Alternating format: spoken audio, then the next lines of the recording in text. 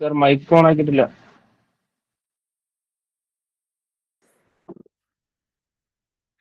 എവിടെ പരിപാടി അവതരിപ്പിച്ചാൽ ഇതാണുള്ള അവസ്ഥ. ഓക്കെ, ഓണാക്കി. Okay, good afternoon once again. So ഇന്ന് ഡിസ്കസ് ചെയ്യാൻ പോകുന്ന ബജറ്റ് ആണ്. ബജറ്റ് 26-27 ആണ് ബേസിക്കലി നമ്മൾ ഡിസ്കസ് ചെയ്യാൻ പോകുന്നത്. സോ ബജറ്റിലേക്ക് വരുന്നതിന് മുമ്പ് will discuss the basic facts about budget. അത് ജസ്റ്റ് ഒന്ന് ബേസിക് ആയിട്ട് ജസ്റ്റ് ഒരു ബ്രഷപ്പ്. ബജറ്റിന്റെ കോൺസ്റ്റിറ്റ്യൂഷൻ പ്രിൻസിപ്പിൾ നിങ്ങൾക്ക് അറിയായിരിക്കും. സോ കോൺസ്റ്റിറ്റ്യൂഷൻ പൊസിഷൻ നമ്മൾ നോക്കി. എന്തുകൊണ്ട് ബജറ്റ് പഠിക്കണം എന്ന് പറഞ്ഞു കഴിഞ്ഞാൽ what is the relevance of budget. Budget പഠിക്കുന്നതിന്റെ റെലവൻസ് നമ്മൾ നോക്കുകയാണെന്നുണ്ടെങ്കിൽ എല്ലാ വർഷവും നിങ്ങൾക്ക് എന്ത് ചെയ്യാം, മെയിൻസിന്റെ ആസ്പെക്ട് വെച്ച് നോക്കുകയാണെന്നുണ്ടെങ്കിൽ ഒരു 3-4 ക്വസ്റ്റ്യൻസ് ഡയറക്റ്റ് ആയിട്ട് നിങ്ങൾക്ക് ബജറ്റിൽ നിന്ന് തന്നെ ചോദിക്കാം. ഓക്കെ, ബജറ്റുമായി റിലേറ്റ് ചെയ്തിട്ടുള്ള കോൺസെപ്റ്റ് വെച്ചിട്ട് നിങ്ങൾക്ക് എന്ത് ചെയ്യാം, ക്വസ്റ്റ്യൻസ് വരാം. അതേപോലെ തന്നെ ഇതിനകത്ത് ബേസിക്കലി ബജറ്റിൽ പ്രിലിംസിലേക്ക് വരുമ്പം നിങ്ങൾക്ക് ട്രെൻഡ് ബേസ്ഡ് ആയിട്ടുള്ള ക്വസ്റ്റ്യൻസ് വരാറുണ്ട് ഡയറക്ട്ലി ഫ്രം ബജറ്റ്. അതേപോലെ തന്നെ സ്കീംസ് ഒക്കെ ബജറ്റിൽ പറഞ്ഞിട്ടുള്ള പ്രത്യേക ഗവൺമെന്റ് പോളിസീസ് എന്ത് ചെയ്യും, സ്പെഷ്യൽ ആയിട്ട് ബജറ്റിൽ എന്ത് ചെയ്യാറുണ്ട്, എടുത്ത് ചോദിക്കാറുണ്ട്. അപ്പൊ ഒരു 5-6 ക്വസ്റ്റ്യൻസ് അല്ലെങ്കിൽ 4 ക്വസ്റ്റ്യൻസ് നിങ്ങൾക്ക് ഡയറക്റ്റ് ആയിട്ട് ബജറ്റിൽ മെൻഷൻ ചെയ്ത പല കാര്യങ്ങളും ബജറ്റിൽ വരും. അതുപോലെ തന്നെ ബാക്കിയുള്ള ക്വസ്റ്റ്യൻസ് എലിമിനേറ്റ് ചെയ്യാനും ഗവൺമെന്റിന്റെ പ്രസന്റ് പോളിസി സ്റ്റാൻഡ് എന്താണെന്നൊക്കെ മനസ്സിലാക്കാൻ ബജറ്റ് ഡോക്യുമെന്റ് പഠിക്കുന്നത് നിങ്ങൾക്ക് ഹെൽപ്ഫുൾ ആയിരിക്കും. ഇനി ബജറ്റ് നമ്മൾ ക്ലാസ്സിലേക്ക് വരുന്ന സമയത്ത് നിങ്ങൾക്ക് അറിയാം, ബജറ്റ് എന്ന് പറയുന്നത് എന്താണ്, ആർട്ടിക്കിൾ 112 ഓഫ് ദ കോൺസ്റ്റിറ്റ്യൂഷനിലാണ് ബജറ്റിനെ പറ്റി എന്ത് ചെയ്യുന്നത്, പറയുന്നത്.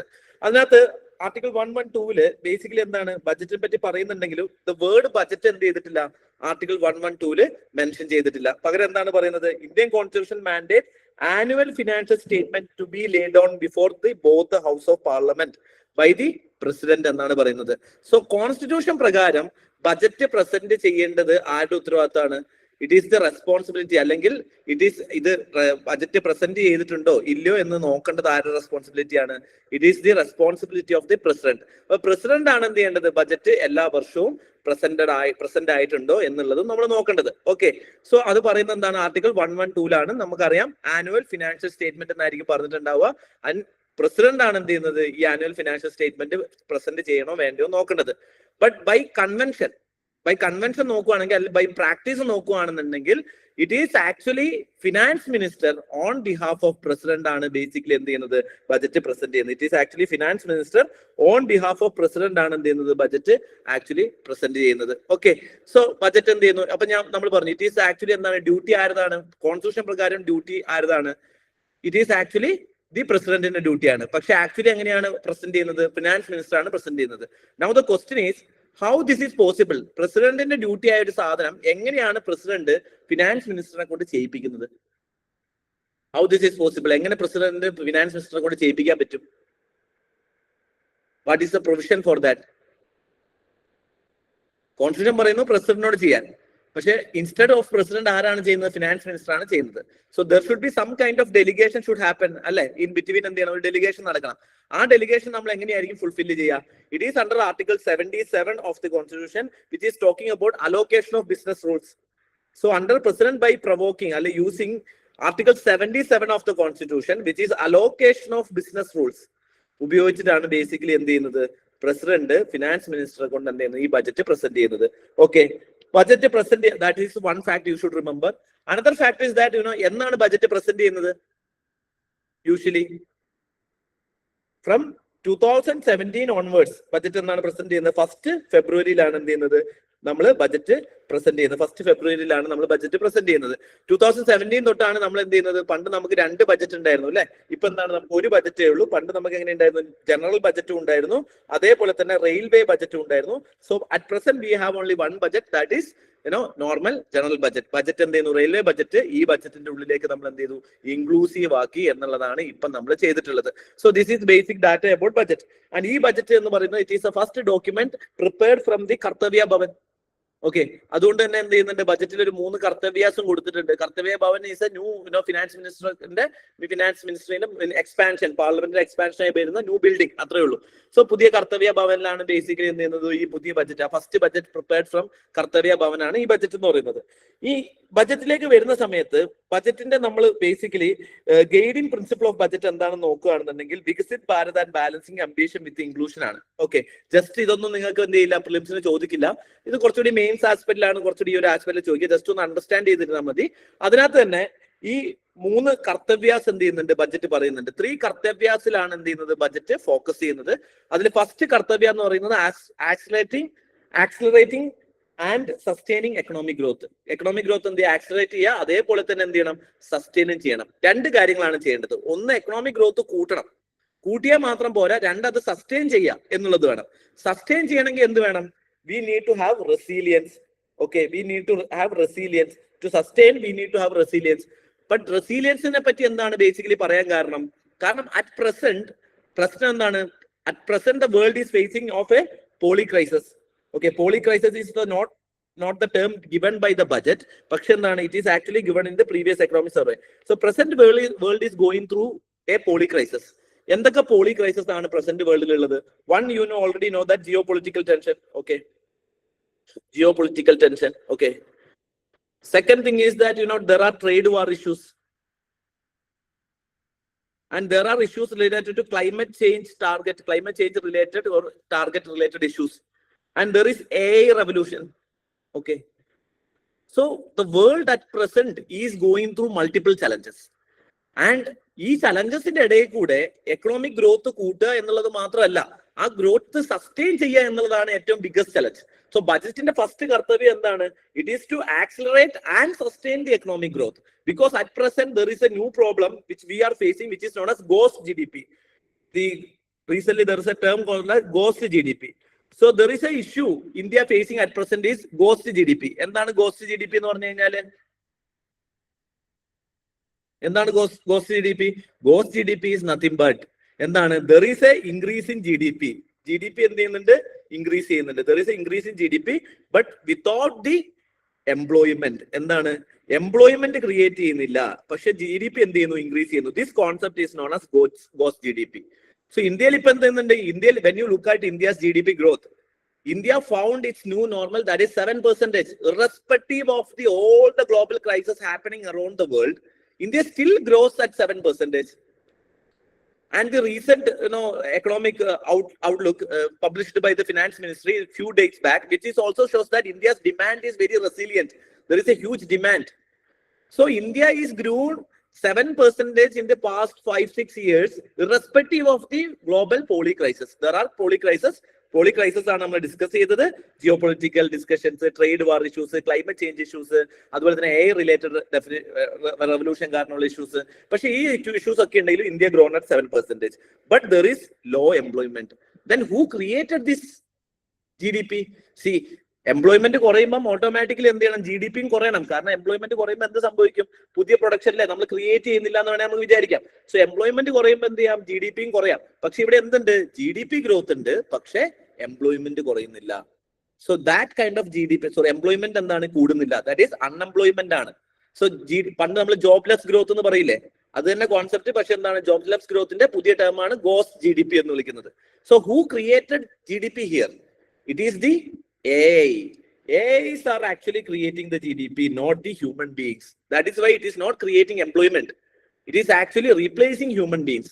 So AI creating employment rather than the humans creating. So there is a problem of ghost GDP at present India is facing. So we need to face these challenges. So that is first kartavya of the government. And second kartavya of the government is what? Is fulfill the aspiration and build the capacity. Fulfill the aspiration of people and build the capacity. So ആളുകളുടെ എന്ത് ചെയ്യണം? Basically better employment, better job opportunities, better health opportunities, ഇങ്ങനെയുള്ള പീപ്പിളിന്റെ aspirants എന്ത് ചെയ്യണം? Aspirations fulfil ചെയ്യണം എന്നാണ് അടുത്ത kartavya of the government. And the third kartavya is about inclusive growth. That is vision of Sabka Saath and Sabka Vikas. To ensure എന്താണ്? The fruit of growth reaching to the last mile, അല്ലെങ്കിൽ the fruit of growth is reaching to the most vulnerable section in the economy. ഏറ്റവും most vulnerable section എന്ത് ചെയ്യുക? Fruit of ഗ്രോത്തിന്റെ fruit എന്ത് ചെയ്യുക? എത്തിക്കുക എന്നുള്ളതാണ് basically vision of Sabka Saath and സബ്കാ വികാസിലൂടെ നമ്മൾ എന്ത് ചെയ്യുന്നത് പറയുന്നത്. So these are the 3 important criteria in which the government എന്ത് ചെയ്യുന്നു? ബജറ്റ് പ്ലേസ് ചെയ്തിരിക്കുന്നത്. ഇനി ഈ ബജറ്റിലേക്ക്, ഈ 2026 ബജറ്റ് നമ്മൾ നോക്കുകയാണെന്നുണ്ടെങ്കിൽ, government is actually focusing on supply side approach. In this budget government is actually focusing on supply side approach. Okay, so there are 2 last year budget 2025-2026 budget, government is actually focused on demand side aspect of the budget. Okay, demand side. So last year government നിങ്ങൾ നോക്കി കഴിഞ്ഞാൽ നിങ്ങൾ government എന്ത് ചെയ്തിട്ടുണ്ട്? Tax reduction was there. For example എന്ത് ചെയ്യുന്നു? Salaried പീപ്പിളിന് up to 12 lakh വരെ എന്ത് ചെയ്യുന്നു? ലാസ്റ്റ് ഇയർ ബജറ്റിൽ സാലറിയിൽ എക്സെപ്ഷൻ കൊടുത്തു.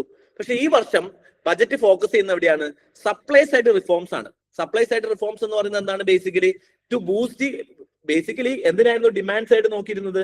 ഡിമാൻഡ് സൈഡ് നോക്കിയിരുന്നത് because of the global crisis നമുക്ക് എന്ത് ചെയ്യാൻ പറ്റില്ല? എക്സ്പോർട്ട് ചെയ്യാൻ പറ്റില്ല. അതിന് പകരം നമുക്ക് എന്ത് വേണം? ഇന്റേണൽ ഡിമാൻഡ്സ് ക്രിയേറ്റ് ചെയ്യണം. To boost the demand, we focused on demand side reforms in the last budget. Okay, demand side ആയിരുന്നു to boost the demand. Okay, this year what we are trying to do is that we wanted to make sure that our supply side എന്ത് ചെയ്യണം? അവിടെ resilient ആയിരിക്കണം, better supply chain connectivity ഉണ്ടായിരിക്കണം. So അതിന് വേണ്ടിയിട്ട് budget focus ചെയ്യുന്ന ഈ പ്രാവശ്യം എന്താണ്? സപ്ലൈ സൈഡ് അപ്രോച്ച് ആണ്. അതുകൊണ്ട് തന്നെ ഈ വർഷത്തെ ബജറ്റിലെ സ്കീംസിൽ ഏറ്റവും കൂടുതൽ ബജറ്റ് സ്കീംസ് എന്തിലായിരിക്കും? ഈ സപ്ലൈ സൈഡ് റിഫോമിനെ ഫോക്കസ് ചെയ്തിട്ടുള്ള സ്കീംസ് ആയിരിക്കും നമുക്ക് എന്ത് ചെയ്യുക? കൂടുതലായിട്ട് ഉണ്ടാവുക എന്നുള്ളതാണ്. അതേപോലെ തന്നെ ബജറ്റിന്റെ ബേസിക്കലി വിഷൻ എന്ന് പറയുന്നത് it is nothing but you people. What is your Shakti driven budget? You are the Shakti behind the budget. So youth centric ആയിട്ടുള്ള പോളിസീസ് ആണ് ബേസിക്കലി എന്ത് പറയുന്നത്? ബജറ്റ് എന്ന് പറയുന്നത്. And guiding principles of budget എന്ന് പറയുന്നത് എന്താണ്? Action over ambulance. So basically എന്താണ്? Budget is saying that we need to take policy measures rather than confusions. So action over ambivalence, that is the first guiding principle. Not important for prelims, but important for your mains answer writing. Okay, so action over ambulance is the first guiding principle of the budget. It shows that policy should be, government should be proactively taking policy rather than in a confused state. Okay, and reform over rhetoric. So വെറുതെ തള്ളിക്കൊണ്ടിരിക്കാതെ എന്ത് ചെയ്യണം? Policies എടുക്കണം. ഇത് സ്വയം പറഞ്ഞതാണെന്നും എനിക്കറിയില്ല. But the reform over റെട്ടോറിക് എന്നാണ്. തള്ളല്ല വേണ്ടത്, പക്ഷെ എന്ത് വേണം? റിഫോംസ് എടുക്കണം. കൊളോണിയൽ പോളിസീസ് മാറ്റണം, പുതിയ റിഫോംസ് എടുക്കണം. And people over populism. People over populism means short time മെഷേഴ്സിലല്ല, പക്ഷെ ലോങ് ടൈം ക്യാപിറ്റൽ എന്താണ്? ഇൻവെസ്റ്റ്മെന്റ് മെഷേഴ്സിലേക്ക് എന്ത് ചെയ്യണം? നമ്മൾ ഫോക്കസ് ചെയ്യണം എന്നാണ് എന്ത് പറയുന്നത്? ബജറ്റിന്റെ യുവശക്തി ബജറ്റിന്റെ പ്രിൻസിപ്പിൾ എന്ത് ചെയ്യുന്ന ബജറ്റ് പറയുന്നത്. Okay, so this is about basic ആയിട്ടുള്ള ഒരു ബജറ്റിന്റെ introduction. So what ever trolls you see here, it is just a examination trustbusters. Okay, you don't have to take it in a political sense. When it go to budget, annual financial statement like പോകുന്നതിന് മുന്നേ തന്നെ one thing we have to discuss is that otherwise many people will not be knowing this. That's why I'm discussing this. Okay, you know that there is a budget, and budget has two sides. One is revenue budget, other is capital. And revenue budget can be again classified into revenue receipt and revenue expenditure. This revenue receipt again can be classified into tax revenue and non-tax revenue. Tax revenue again can be classified into direct tax and indirect tax. Similarly, capital budget also can be classified into capital receipts and no capital expenditure. Okay, and capital receipts again can be classified into എന്താണ്? Non ഡെപ്റ്റ് creating capital receipts and ഡെപ്റ്റ് creating capital receipts. Clear? ഇനി ഇതിനകത്ത് tax revenue എന്ന് പറയുമ്പോൾ എന്തൊക്കെ tax revenue ആയിരിക്കും ഇതിനകത്ത് വന്നിട്ടുണ്ടാവുക? For example എന്താണ്? ഗവൺമെന്റിനെ സംബന്ധിച്ചോളം ഗവൺമെന്റിന് എന്താണ്? വേരിയസ് ടാക്സസ് നിങ്ങൾക്ക് ഉണ്ട് അല്ലെ? ഡയറക്ട് ടാക്സസും ഇൻഡയറക്ട് ടാക്സസും, ഇൻകം ടാക്സ്, GST, ഇതൊക്കെ ഇതിനകത്ത് വരും. സോ നോൺ ടാക്സ് റവന്യൂ എന്ന് പറയുന്നത് എന്താണ്? ഗവൺമെന്റിന്റെ ബേസിക്കലി ഫൈൻ അടയ്ക്കുന്നത്, income from RBI. Okay, RBI നിന്ന് വരുന്ന റവന്യൂ, ഇതൊക്കെ എന്താണ്? ഗവൺമെന്റിന്റെ നോൺ ടാക്സ് റവന്യൂ ആണ്. ഫൈൻ, ഫീസ്, ഇതൊക്കെ എന്താണ്? Government non. അതുപോലെ തന്നെ ബേസിക്കലി നിങ്ങൾ നോക്കുകയാണെന്നുണ്ടെങ്കിൽ പ്രോഫിറ്റ് ഫ്രം PSUs, ഇതൊക്കെ എന്താണ്? അതുപോലെ ഇൻട്രസ്റ്റ് എന്താണ്? ഇൻട്രസ്റ്റ് റെസീവ്ഡ്, ഇതൊക്കെ എന്താണ്? ഗവൺമെന്റിന്റെ നോൺ ടാക്സ് റെസീപ്റ്റ്സുകളാണ് എന്നുള്ളത് ഓർത്ത് വെക്കുക. റവന്യൂ എക്സ്പെൻഡിച്ചർ എന്തൊക്കെയാണ് ഗവൺമെന്റിന്റെ? What are the revenue expenditure of the government? Which is basically salary, pension, പിന്നെ interest payment. Interest payment is മറന്നുപോയത്, UPSC 2 പ്രാവശ്യം കഴിഞ്ഞ വർഷം ചോദിച്ചതാണ്. Interest payment is a revenue expenditure. Then subsidy അല്ലെ? Then grants in aid to public government സെക്ടേഴ്സിനെ കൊടുക്കുന്ന grants in aid. So ഇത് എന്താണ്? ബേസിക്കലി റവന്യൂ എക്സ്പെൻഡിച്ചേഴ്സ് ആണ്. ഇതൊക്കെ റവന്യൂ എക്സ്പെൻഡിച്ചർ ആണ്. ഓക്കെ, ഇനി നോൺ ഡെപ്റ്റ് ക്രിയേറ്റിംഗ് ക്യാപിറ്റൽ റെസിപ്റ്റ്സ് എന്തൊക്കെയായിരിക്കും ഗവൺമെന്റ്? നോൺ ഡെപ്റ്റ് ക്രിയേറ്റിംഗ് ക്യാപിറ്റൽ റെസിപ്റ്റ്സ് എന്ന് പറയുന്നത് ഒന്ന് ഡിസ്ഇൻവെസ്റ്റ്മെന്റ്. ഓക്കെ, ഡിസ്ഇൻവെസ്റ്റ്മെന്റ് ഒക്കെ എന്താണ്? ബേസിക്കലി നോൺ ഡെപ്റ്റ് ക്രിയേറ്റിംഗ് ക്യാപിറ്റൽ റെസിപ്റ്റ് ആണ് അല്ലെ? അതേപോലെ തന്നെ എന്തെങ്കിലും അസറ്റ് റിഡക്ഷൻ സംഭവിക്കുന്നതൊക്കെ എന്തായിരിക്കും? ബേസിക്കലി നോൺ ഡെപ്റ്റ് ക്രിയേറ്റിംഗ് ക്യാപിറ്റൽ റെസിപ്റ്റ്സ് ആയിരിക്കും. വാട്ട് ഈസ് ഡെപ്റ്റ് creating capital receipt? It is nothing but the borrowings of the government. Okay, borrowings of the government. Okay, so ഗവൺമെന്റിന്റെ ബോറോയിങ് ഒക്കെ ആയിരിക്കും ബേസിക്കലി എന്ത് ചെയ്യുന്നത്, നോൺ ഡെപ്റ്റ് ക്രിയേറ്റിംഗ് ക്യാപിറ്റൽ റെസിപ്റ്റ്സ് എന്ന് പറഞ്ഞാൽ ബോറോയിങ്സ് ആയിരിക്കും. ഇനി റവന്യൂ ക്യാപിറ്റൽ എക്സ്പെൻഡിച്ചർ എന്ന് പറയുന്നത് എന്തൊക്കെയായിരിക്കും? ബേസിക്കലി ഗവൺമെന്റിന്റെ policy on physical infrastructure, government is try to build road, railway, bridge, ഇതൊക്കെ എന്താണ്? അതേപോലെ ലോൺ കൊടുക്കുന്നത്, ലോൺ ഗിവൺ എന്താണ്? ബേസിക്കലി ക്യാപിറ്റൽ എക്സ്പെൻഡിച്ചർ ആണ്. അതേപോലെ തന്നെ ലോൺ റീപേയ്മെന്റ് എന്താണ്? ബേസിക്കലി ക്യാപിറ്റൽ എക്സ്പെൻഡിച്ചർ ആണ്. ലോൺ ഗിവണും ലോൺ റീപേയ്മെന്റും എന്താണ്? ബേസിക്കലി ക്യാപിറ്റൽ എക്സ്പെൻഡിച്ചർ ആണ്. ഓക്കെ, സോ ഈ ഐറ്റംസ് ഒക്കെ എന്തായിരിക്കും? ക്യാപിറ്റൽ എക്സ്പെൻഡിച്ചറിന്റെ അണ്ടറിൽ വരുന്ന ഐറ്റംസ് ആണ്. ഇതൊന്നും ഓർത്ത് വെക്കുക. ഇനി ഡെപ്റ്റ് ക്രിയേറ്റിംഗ് ക്യാപിറ്റൽ റെസിപ്റ്റ്സിൽ നമ്മൾ പറഞ്ഞു എന്താണ്? ഡെപ്റ്റ് creating capital receipt is nothing but what? See what is the basic idea between revenue budget and capital budget? ഇത് തമ്മിലുള്ള വ്യത്യാസം എന്താണ്? Basically what is the difference? ഇവിടെ എന്ത് ചെയ്യുന്നില്ല, അസറ്റ്സ് ആൻഡ് ലൈബിലിറ്റിയിൽ യാതൊരുവിധ ചേഞ്ചും വരാത്തതാണ് റവന്യൂ ബഡ്ജറ്റ്. അസറ്റ്സിലോ ലൈബിലിറ്റിയിലോ അസറ്റ്സ് ഇൻക്രീസ് ചെയ്യോ ഡിക്രീസ് ചെയ്യോ, ലൈബിലിറ്റിയിൽ ഇൻക്രീസ് ചെയ്യോ ഡിക്രീസ് ചെയ്യോ ചെയ്ത് കഴിഞ്ഞ് കഴിഞ്ഞാൽ അത് എന്തിൽ വരും? ക്യാപിറ്റൽ ബഡ്ജറ്റിൽ വരും. ഇനി ബോറോയിങ് ഓഫ് ദ ഗവൺമെന്റ് എന്ന് പറയുമ്പോൾ ബേസിക്കലി എന്താണ്? നമുക്ക് രണ്ട് രീതിയിൽ ഗവൺമെന്റിന്റെ ബോറോയിങ്സിനെ കാണാം അല്ലെ. ഒന്ന് നമ്മൾ പറയുന്നത് എന്താണ്? ബോറോയിങ്സ് ഓഫ് ദ ഗവൺമെന്റ് എന്ന് പറയുന്നത് ബേസിക്കലി ഫിസിക്കൽ ഡെഫിസിറ്റ് ആണ് അല്ലെ. ടോട്ടൽ ബോറോയിങ് എന്ന് പറയുന്നത് എന്താണ്? Physical deficit. So physical deficit എന്ന് പറഞ്ഞാൽ എന്താണ്? ബേസിക്കലി അപ്പൊ രണ്ട് കാര്യങ്ങൾ, ഒന്ന് ഡെപ്റ്റും ഉണ്ട്, രണ്ട് ഡെഫിസിറ്റും ഉണ്ട്. One is ഡെപ്റ്റ്, another is deficit. What is the difference between ഡെപ്റ്റ് and deficit? എന്തൊക്കെയായിരിക്കും ഡെപ്റ്റും ഡെഫിസിറ്റും തമ്മിലുള്ള വ്യത്യാസം എന്തായിരിക്കും? പറയാമോ? What is the difference between ഡെപ്റ്റ് and deficit?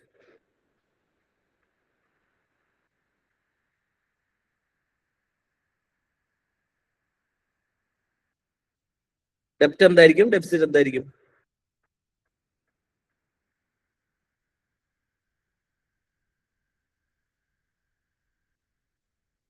അറിയില്ല.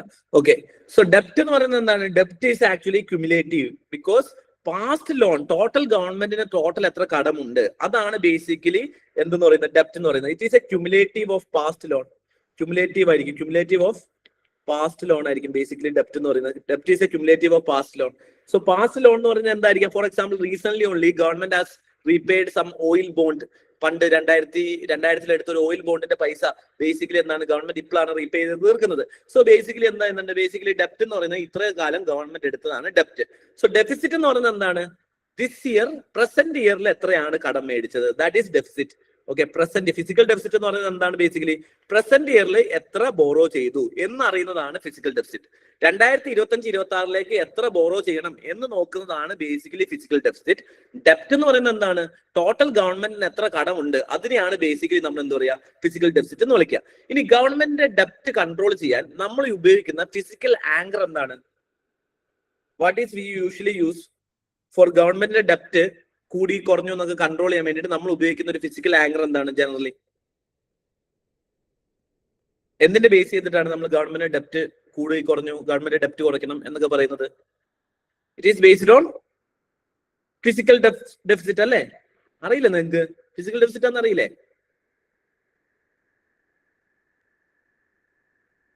അറിയോ? അറിയെങ്കിൽ ഒരു സംശയം വരുമോ? അറിയാം. Okay, so it is basically എന്താണ്?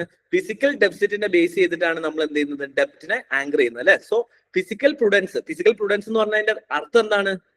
What is the idea of physical prudence? Physical prudence is nothing but you should spend within your limits അല്ലെ. ആരാണെങ്കിലും, ഇപ്പൊ നിങ്ങളാണെങ്കിലും ഗവൺമെന്റ് ആണെങ്കിലും എന്ത് ചെയ്യാൻ പാടില്ല? നിങ്ങളെ ലിമിറ്റ്സിന്റെ ഉള്ളിലല്ലാത്ത സ്പെൻഡിങ് നിങ്ങൾ നടത്താൻ പാടില്ല. So we always use to have physical deficit are our physical anchor. Government എത്രത്തോളം കടം എടുക്കുന്നുണ്ട്, കടം കൂടുതലാണോ എടുക്കുന്നത്, കടം കൂടുതൽ എടുക്കുന്നില്ല, ഫിസിക്കൽ ആങ്കർ ആയിട്ട് നമ്മൾ യൂസ് ചെയ്യുന്നത് എന്താണ്? Basically so far we used as a physical anchor as physical deficit. So physical deficit നമ്മൾ എന്ത് ചെയ്യുന്നു? ഫോർ എക്സാമ്പിൾ 2025-2026 ഫിനാൻഷ്യൽ ഇയർ ആകുമ്പോഴേക്കും നമ്മൾ എന്താണ്? 4.4% നമ്മൾ എന്തെത്തും? നമ്മൾ ഫിസിക്കൽ ഡെഫിസിറ്റ് എത്തും നമ്മൾ ടാർഗറ്റ് ചെയ്തിട്ടുണ്ടായിരുന്നു. This is was government target and government is actually achieve the target also. Okay, so government എന്ത് ചെയ്യണം? ഗവൺമെന്റിന് ബേസിക്കലി എന്ത് ചെയ്യണം? ഈ ഫിസിക്കൽ ഡെഫിസിറ്റ് കുറച്ചു കൊണ്ടുവരണം. എന്തുകൊണ്ടാണ് നമ്മൾ ആക്ച്വലി ഡെപ്റ്റ് കുറയ്ക്കാനുള്ള കാരണം? What is the purpose of reducing the ഡെപ്റ്റ്? Why we wanted to reduce the debt? We are so much interested in reducing the debt. Why we wanted to reduce the debt? It is actually for our sovereign credit rating. For example, if you have more debt, your credit rating will be less. So that means your interest rate will be more. For example, why we wanted to reduce the debt?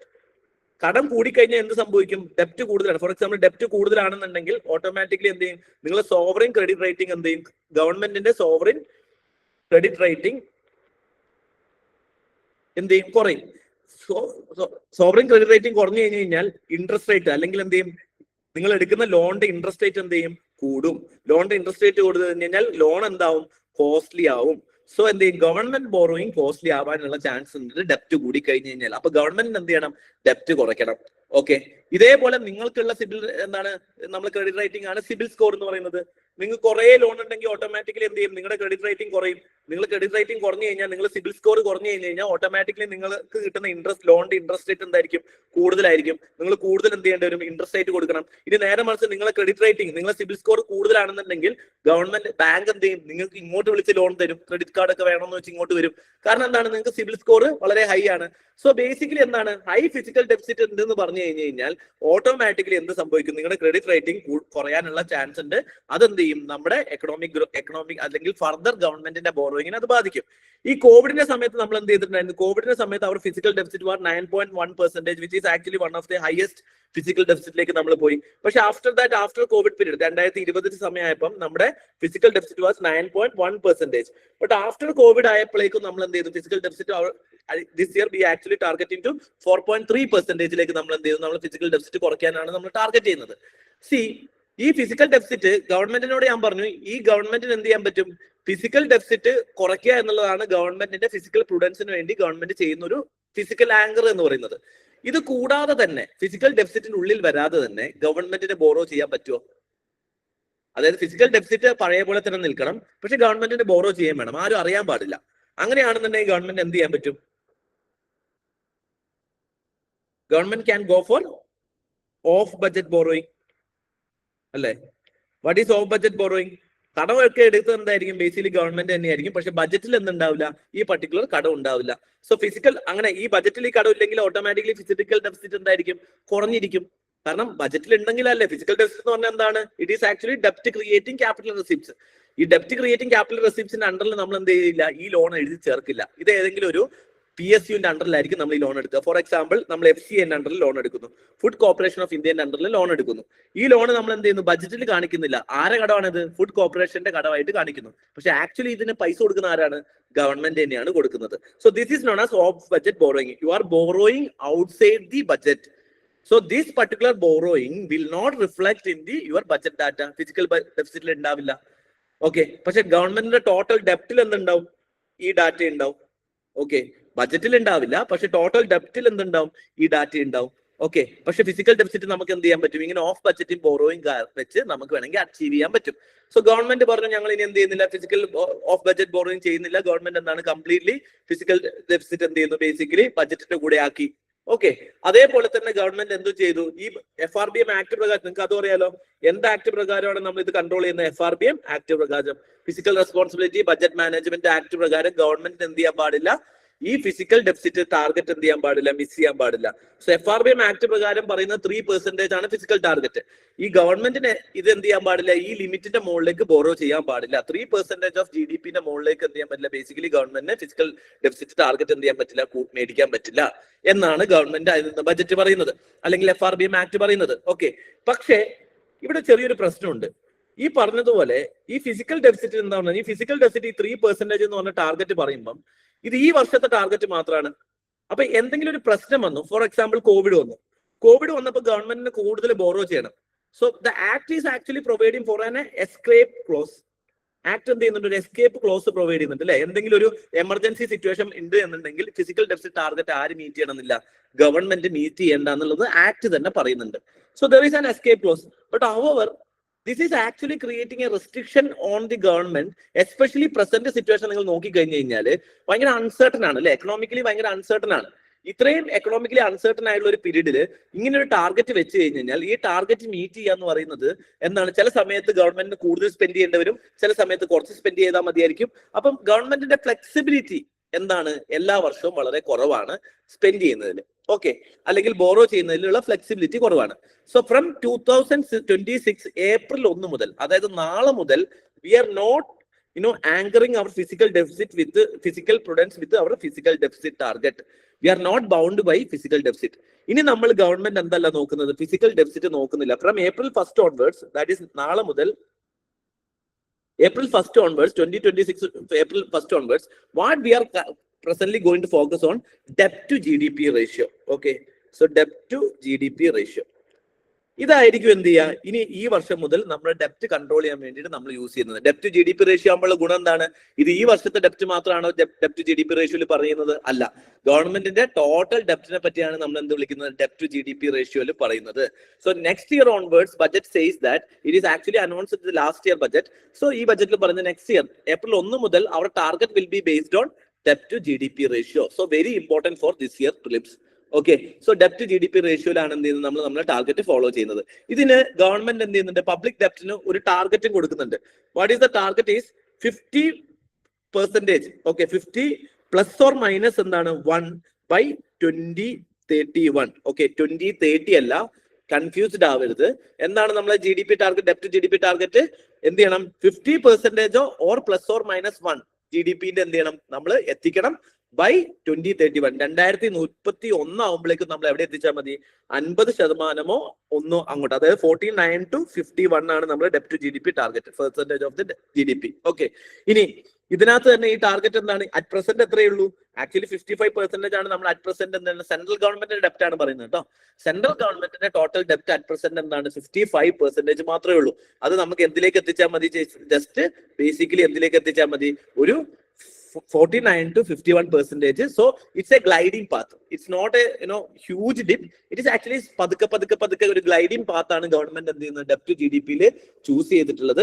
So എന്ത് ചെയ്യണം, പതുക്കെ actually എന്ത് ചെയ്യണം, ഡെപ്റ്റ് G D P കുറയ്ക്കണം എന്നുള്ളതാണ് ഗവൺമെന്റിന്റെ ഉദ്ദേശം. Okay, so this is what very important for this year. എന്താണ്, നമ്മൾ ഫിസിക്കൽ ഡെഫിസിറ്റ് ടാർഗറ്റ് എന്ത് ചെയ്തു, നമ്മൾ ഒഴിവാക്കി. പകരം നമ്മൾ എന്തെടുക്കാൻ പോവാണ്? ഡെപ്റ്റ് ജി ഡി പി റേഷ്യോ ആണ് നമ്മുടെ പുതിയ ടാർഗറ്റ്. ഇനി നമുക്ക് അറിയാം ബജറ്റിൽ വളരെ ഇമ്പോർട്ടന്റ് ആയുള്ള, ഞാൻ I am just brushing up the basics so that if you are forgot basics മറന്നു പോയിട്ടുണ്ടെങ്കിൽ നിങ്ങൾക്ക് ഓർത്തെടുക്കാൻ വേണ്ടിയിട്ടാണ്. സോ ഫിസിക്കൽ ഡെഫിസിറ്റ് എന്ന് പറയുന്നത് എന്താണ്? Basically total expenditure minus revenue receipt plus എന്താണ്, നോൺ ഡെപ്റ്റ് ക്രിയേറ്റിംഗ് ക്യാപിറ്റൽ റെസിപ്റ്റ്സ് കുറയ്ക്കുന്നതല്ലേ ബേസിക്കലി ഫിസിക്കൽ ഡെഫിസിറ്റ് എന്ന് പറയുന്നത്. ആൻഡ് ദാറ്റ് മീൻസ് ഇൻഡയറക്ട്ലി ഇതെന്താണ്, total borrowing of the government, ഈ വർഷം എത്ര ബോറോ ചെയ്തു എന്നുള്ളതാണ് physical deficit. What is revenue deficit? Revenue deficit is nothing but revenue expenditure minus revenue receipt. What is effective revenue deficit? എന്താണ് effective revenue deficit? Effective revenue deficit എന്ന് പറഞ്ഞു കഴിഞ്ഞാൽ നേരത്തെ നിങ്ങൾ എടുത്ത് അല്ലെ റവന്യൂ ഡെഫിസിറ്റിൽ നിന്ന് എന്ത് കുറച്ചാൽ മതി? നമ്മൾ എന്ത് എക്സ്പെൻഡിച്ചർ ആയിട്ട് എഴുതിയിട്ടുണ്ട്? ഫോർ എക്സാമ്പിൾ റവന്യൂ എക്സ്പെൻഡിച്ചറിൽ നമ്മൾ കണ്ടു grants in aid to state. ഈ ഗ്രാൻസ് ഇൻ എയ്ഡ് ടു സ്റ്റേറ്റിൽ വിച്ച് ക്രിയേറ്റഡ് ക്യാപിറ്റൽ അസറ്റ്സ് എന്ത് ചെയ്യണം? കുറയ്ക്കണം. So grants to state which created എന്ത് ചെയ്യണം?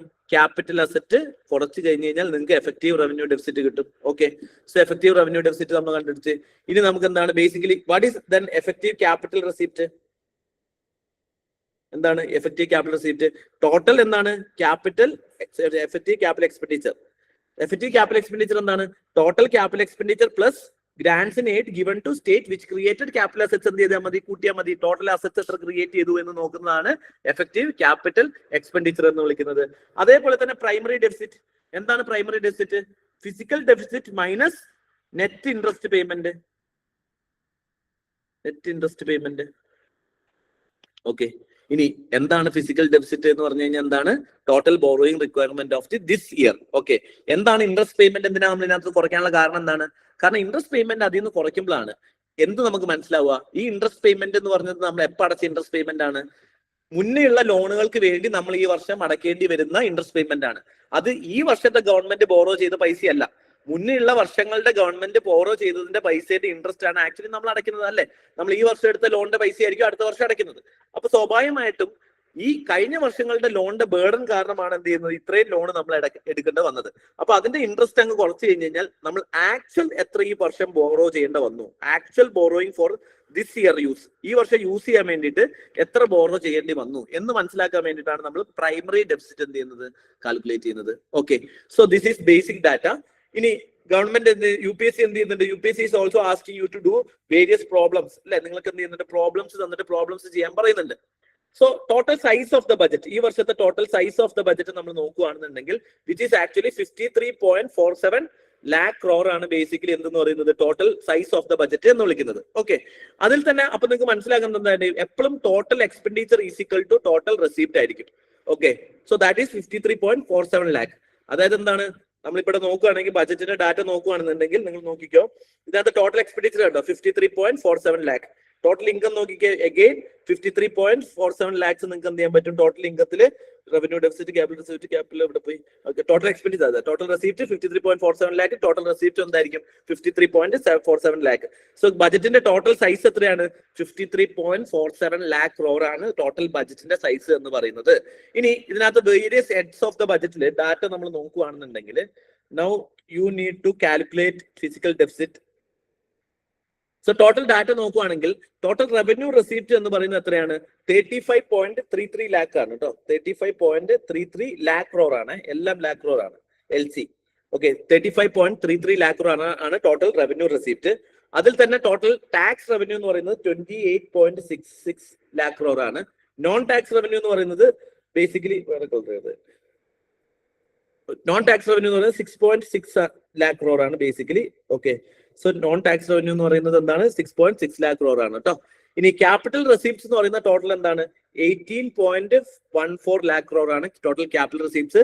ഇതിനകത്ത് ബേസിക്കലി നോൺ ഡെപ്റ്റ് ക്രിയേറ്റഡ് ക്യാപിറ്റൽ റെസിപ്റ്റ്സ് ആയിട്ട് വന്നിട്ടുള്ളത്, ഡിസ്ഇൻവെസ്റ്റ്മെന്റ് ആയിട്ട് വന്നിട്ടുള്ളത് 80,000 കോടിയാണ്. 80,000 കോടി. ഓക്കെ, ഇനി total borrowing of the government എന്ന് പറയുന്നത് ബേസിക്കലി ഇവിടെ എഴുതാം 16.95 lakh crore ആണ് total borrowing of the government അല്ലെങ്കിൽ ഡെപ്റ്റ് ക്രിയേറ്റഡ് ക്യാപിറ്റൽ റെസിപ്റ്റ്സ് എന്ന് പറയുന്നത്.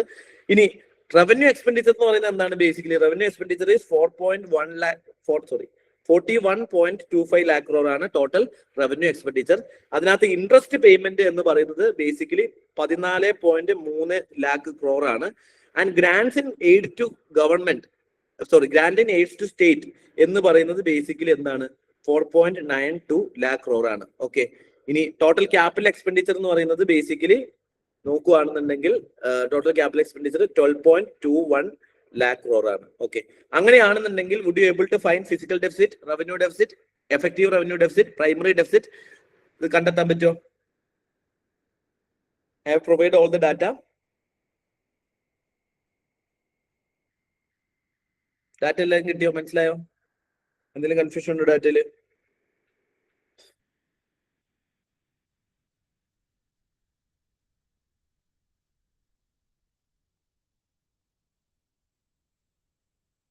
ഒന്ന് പ്രോബ്ലം ചെയ്ത് നോക്കാവോ?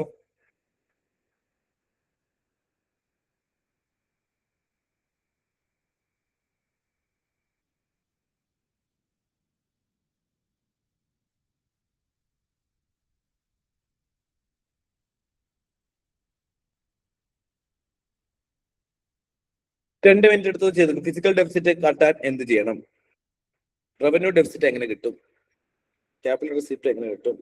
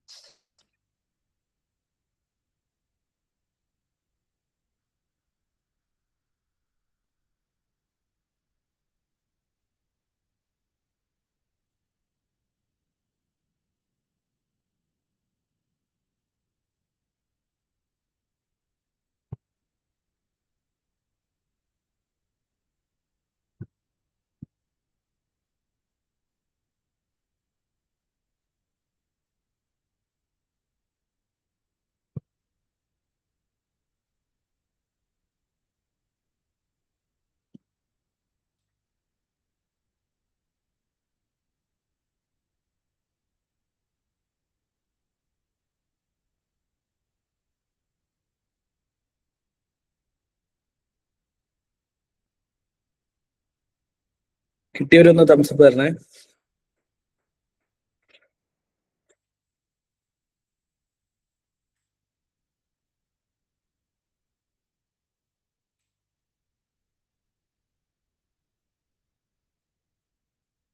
ഫസ്റ്റ് റവന്യൂ ഡെഫിസിറ്റ് കണ്ടു നോക്കിയല്ലോ. റവന്യൂ ഡെഫിസിറ്റ് എന്ന് പറയുന്നത് എത്ര എന്തായിരിക്കും? Revenue expenditure minus revenue receipt. ഇവിടെ എത്രയാണ് revenue receipt expenditure? 41.25 lakh crore. Revenue receipt എത്രയാണ്? 35.33 lakh crore. അങ്ങനെയാണെങ്കിൽ റവന്യൂ ഡെഫിസിറ്റ് എത്രയായിരിക്കും? അത് രണ്ട് കുറച്ചാ പോരെ? എത്ര കിട്ടും? 5.92 lakh crore. So revenue deficit is 5.9 lakh crore. Okay, so അതാണ് ബേസിക്കലി എന്ത് ചെയ്യുന്നത്? Revenue deficit. ഇനി എഫക്റ്റീവ് റവന്യൂ ഡെഫിസിറ്റ് എന്ന് പറഞ്ഞാൽ എന്താണ്? റവന്യൂ ഡെഫിസിറ്റ് കൂടെ എന്ത് ചെയ്താൽ മതി? എഫക്റ്റീവ് റവന്യൂ ഡെഫിസിറ്റ് കൂടെ എന്ത് ചെയ്താൽ മതി? Grants in aid to state which created capital assets. ഇവിടെ ഗ്രാൻസ് ഇൻ എയ്ഡ് എത്ര ക്യാപിറ്റൽ അസറ്റ്സ് ക്രിയേറ്റ് ചെയ്തു നമുക്കറിയില്ല. ലെറ്റ്സ് സേ ദാറ്റ് എല്ലാം എന്ത് ചെയ്തു? ക്യാപിറ്റൽ അസറ്റ്സ് ക്രിയേറ്റ് ചെയ്തു എന്ന് വിചാരിക്കാം. So it will B almost എന്താണ്? 0.9%. സോ ഗ്രാൻസ് ഇൻ എയ്ഡ് നിങ്ങൾ നോക്കിക്കേ, 4.92 lakh ആണ്. ടോട്ടൽ റവന്യൂ ഡെഫിസിറ്റ് എന്താണ്? ബേസിക്കലി 5.9 lakh വരുന്നുണ്ട്. സോ 0.9 lakh ആണ് ബേസിക്കലി എന്ത് ചെയ്യുന്നത്? 9 lakh crore ആണ് ബേസിക്കലി എന്ത് ചെയ്യുന്നത്? എഫക്റ്റീവ് റവന്യൂ ഡെഫിസിറ്റ് ആയിട്ട് വരുന്നത്. ഇനി ഫിസിക്കൽ ഡെഫിസിറ്റ് എന്ന് പറഞ്ഞാൽ എന്താണ് അർത്ഥം? Total expenditure, that is basically എന്താണ്? 12.21 lakh crore 41.21 lakh crore തമ്മിൽ കൂട്ടിയിട്ട് അതിന് എന്ത് കുറയ്ക്കണം? Total revenue receipt plus non ഡെപ്റ്റ് ക്രിയേറ്റിംഗ് ക്യാപിറ്റൽ റെസിപ്റ്റ്സ് എന്താണ്? 80,000 കോടി. ഇത്രയും കുറച്ച് കഴിഞ്ഞാൽ നിങ്ങൾക്ക് എത്ര കിട്ടും? ബേസിക്കലി ടോട്ടൽ ഇതെന്ന് പറയുന്നത് basically 16.195 lakh crore. Okay, so that will be your physical deficit. Okay, primary deficit എന്തായിരിക്കും? physical deficit minus interest payment. interest payment എത്രയാണ്? 14.3 അല്ലേ? so primary deficit is എത്രയായിരിക്കും? 16 ന്ന് 14 പോകുമ്പോൾ 2.91 lakh crore ആയിരിക്കും ബേസിക്കലി primary deficit എന്ന് പറയുന്നത്. See, ചെയ്തില്ലാത്തവര് പിന്നീട് എന്ത് ചെയ്യാം? അതൊന്ന് ചെയ്ത് നോക്കി പഠിച്ച് ചെയ്ത് തന്നെ പോവാ. അല്ലെങ്കിൽ നിങ്ങൾക്ക് എന്ത് ചെയ്യാം? ഒരു കൺഫ്യൂഷൻ വരും. അതുകൊണ്ടാണ് ബേസിക്കലി ഇച്ചിരി ടഫ് പ്രോബ്ലം ആണെങ്കിൽ ഇതാണ് ആക്ച്വൽ കണക്ക്. അത് വെച്ച് നിങ്ങൾ ഒന്ന് വെറുതെ ചെയ്ത് നോക്കുക. ഇനി രണ്ടാമത്തെ ഒരു കാര്യം നിങ്ങൾ ശ്രദ്ധിച്ചോ, ഈ ഫിസിക്കൽ ഡെഫിസിറ്റ് എന്ന് പറഞ്ഞാൽ എന്താണ്? Total borrowing. ഈ ടോട്ടൽ ബോറോയിങ് എന്ന് പറഞ്ഞാൽ എന്താണ്? ഡെപ്റ്റ് ക്രിയേറ്റിംഗ് ക്യാപിറ്റൽ റെസിപ്റ്റ്സ്. അപ്പൊ നിങ്ങൾ ഇനിയിപ്പോ ഫിസിക്കൽ ഡെഫിസിറ്റ് എന്ത് ചെയ്യണമെന്നില്ല, കാൽക്കുലേറ്റ് ചെയ്തിട്ടില്ലെങ്കിലും നിങ്ങൾ കാൽക്കുലേറ്റ് ചെയ്താൽ കിട്ടുന്ന സംഖ്യയും അതേപോലെ തന്നെ ഡെപ്റ്റ് ക്രിയേറ്റിംഗ് ക്യാപിറ്റൽ റെസിപ്റ്റ്സിൽ കിടക്കുന്ന സംഖ്യയും രണ്ട് ഈക്വൽ ആയിരിക്കും. അപ്പൊ this is nothing but the total borrowing of the government. So debt creating capital receipts ആയിരിക്കും നിങ്ങളുടെ ഫിസിക്കൽ ഡെഫിസിറ്റ്. ഓക്കെ, സോ എന്ത് ചെയ്യുക? ഇത്രയും കാര്യങ്ങൾ നിങ്ങൾ ഒന്ന് ഓർത്ത് വെക്കുക കേട്ടോ. ഇനി ഫിസിക്കൽ ഡെഫിസിറ്റിന്റെ കാര്യത്തിലേക്ക് വരുന്ന സമയത്ത് ഇനി നമുക്ക് എന്ത് ചെയ്യാം? From where rupee comes from. ഇത്രയും കാര്യം ഫിസിക്കൽ ഡെഫിസിറ്റ് ട്രെൻഡ് നമുക്ക് അനലൈസ് ചെയ്യാൻ. അതിന് മുമ്പ് റുപ്പി എവിടെ നിന്നാണ് വരുന്നത് നമുക്ക് നോക്കാം. സോ ₹1 ആക്ച്വലി എക്കണോമിയുടെ ഹെൽത്ത് നോക്കുന്ന സമയത്ത് എവിടെ നിന്നാണ് എക്കണോമിക്ക് പൈസ വരുന്നത് എന്നുള്ളത് നമ്മൾ നോക്കാം. സോ ഫിസിക്കൽ അസറ്റ് നമ്മൾ നോക്കുമ്പോൾ ഗവൺമെന്റിന് നമ്മൾ പറഞ്ഞു രണ്ട് രീതിയിലുള്ള റവന്യൂ ഉണ്ട്. ഒന്ന് ടാക്സ് റവന്യൂ ഉണ്ട്, രണ്ട് നോൺ ടാക്സ് റവന്യൂ ഉണ്ട്. ഓക്കെ, ഈ ടാക്സ് റവന്യൂ തന്നെ ഡയറക്ട് ടാക്സും ഉണ്ട്, ഇൻഡയറക്ട് ടാക്സും ഉണ്ട്. ഇനി പൈസ വരുന്നത് നമ്മൾ നോക്കുകയാണെന്നുണ്ടെങ്കിൽ ഏറ്റവും കൂടുതൽ പൈസ വരുന്നത് എവിടെ നിന്നാണ്? ബോറോയിങ്സിൽ നിന്നാണ്. 24% ഓഫ് ഇന്ത്യയിലെ വരുമാനവും വരുന്നത്, അതല്ലെങ്കിൽ ഇന്ത്യ ₹1 ഏൺ ചെയ്യുമ്പോൾ അതിന്റെ 24% എവിടെ നിന്നാണ് വരുന്നത്? ബോറോയിങ്ങിൽ നിന്നാണ്. 25 പൈസ എവിടെ നിന്നാണ് വരുന്നത്? ബോറോയിങ് നിന്നാണ്. അതേപോലെ തന്നെ ടാക്സ് നോക്കുകയാണെങ്കിൽ ഏറ്റവും കൂടുതൽ ടാക്സ് കളക്ഷൻ എവിടെ നിന്നാണ്? ഇൻകം ടാക്സിൽ നിന്നാണ്. 21% ടാക്സ് വരുന്നത് എവിടെ നിന്നാണ്?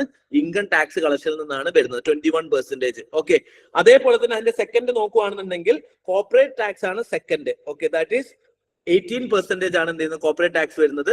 തേർഡ് ആണ് GST വരുന്നത് കേട്ടോ. തേർഡ് ആണ് GST വരുന്നത്. ഓക്കെ, ഫോർത്ത് എന്താണ്? നോൺ ടാക്സ് റവന്യൂ ആണ്. നോൺ ടാക്സ് റവന്യൂ ആണ് ഫോർത്ത് ആയിട്ട് വരുന്നത്. That is 10% non tax revenue.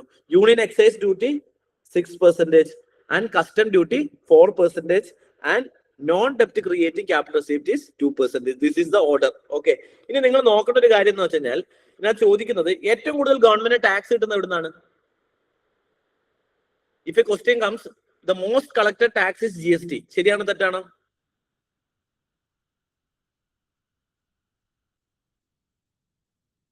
The most collected tax is GST by the government. ഏതാണ്? GST ആണോ? റോങ് ആണ്. ഏറ്റവും ഏതാണ് ആദ്യം വരുന്നത്? ഏതാണ്? First income tax. ഓർഡർ ഓർത്ത് വെക്കുക. 2 കോർപ്പറേറ്റ് ടാക്സ്. 3 എന്താണ്? GST. സോ ഏറ്റവും കൂടുതൽ ഇൻകം വരുന്നത് എവിടുന്ന? കോർപ്പറേറ്റ് ടാക്സ് അല്ല, ഫസ്റ്റ് ഇൻകം വരുന്നത് എവിടുന്നാണ്? ബേസിക്കലി കോർപ്പറേറ്റ് ടാക്സ് ആണോ? ഏറ്റവും കൂടുതൽ നോക്കിക്കേ, 21% income tax. Okay, corporate tax 18%, GST is only 15%. അപ്പൊ ഈ ഒരു ഓർഡർ നിങ്ങൾ ഓർത്ത് വെക്കുക. ഏറ്റവും കൂടുതൽ ഗവൺമെന്റിന് ഇൻകം വരുന്നത് ടാക്സ് ഏതാണ്? ഇൻകം ടാക്സിൽ നിന്നാണ്.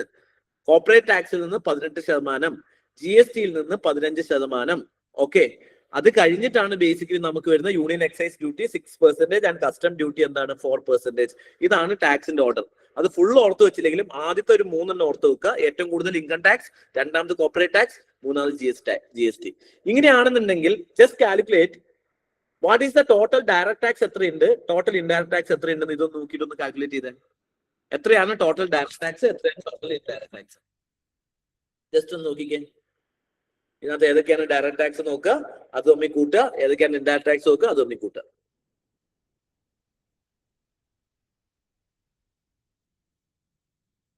എത്ര ഡയറക്ട് ടാക്സ് ഉണ്ട്, എത്ര ഇൻഡയറക്ട് ടാക്സ് ഉണ്ട്?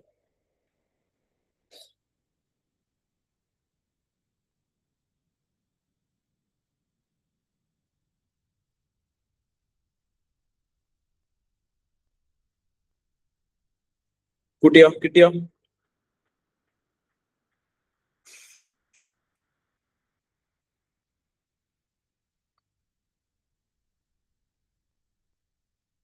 എത്രയുണ്ട് ഡയറക്ട് ടാക്സ്? എത്രയുണ്ട് indirect tax?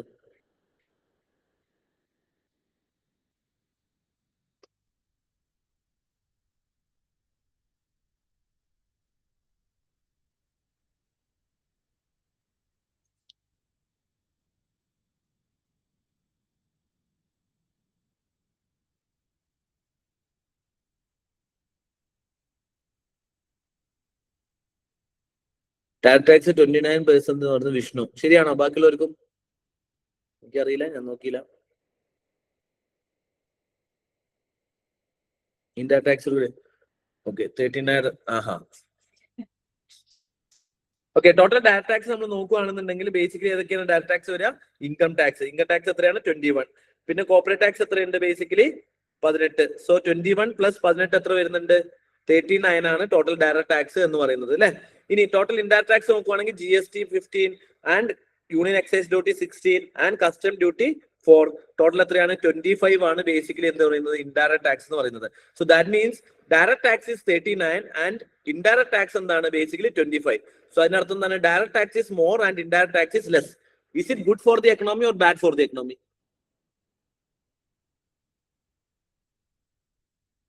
Is it a good sign or bad sign?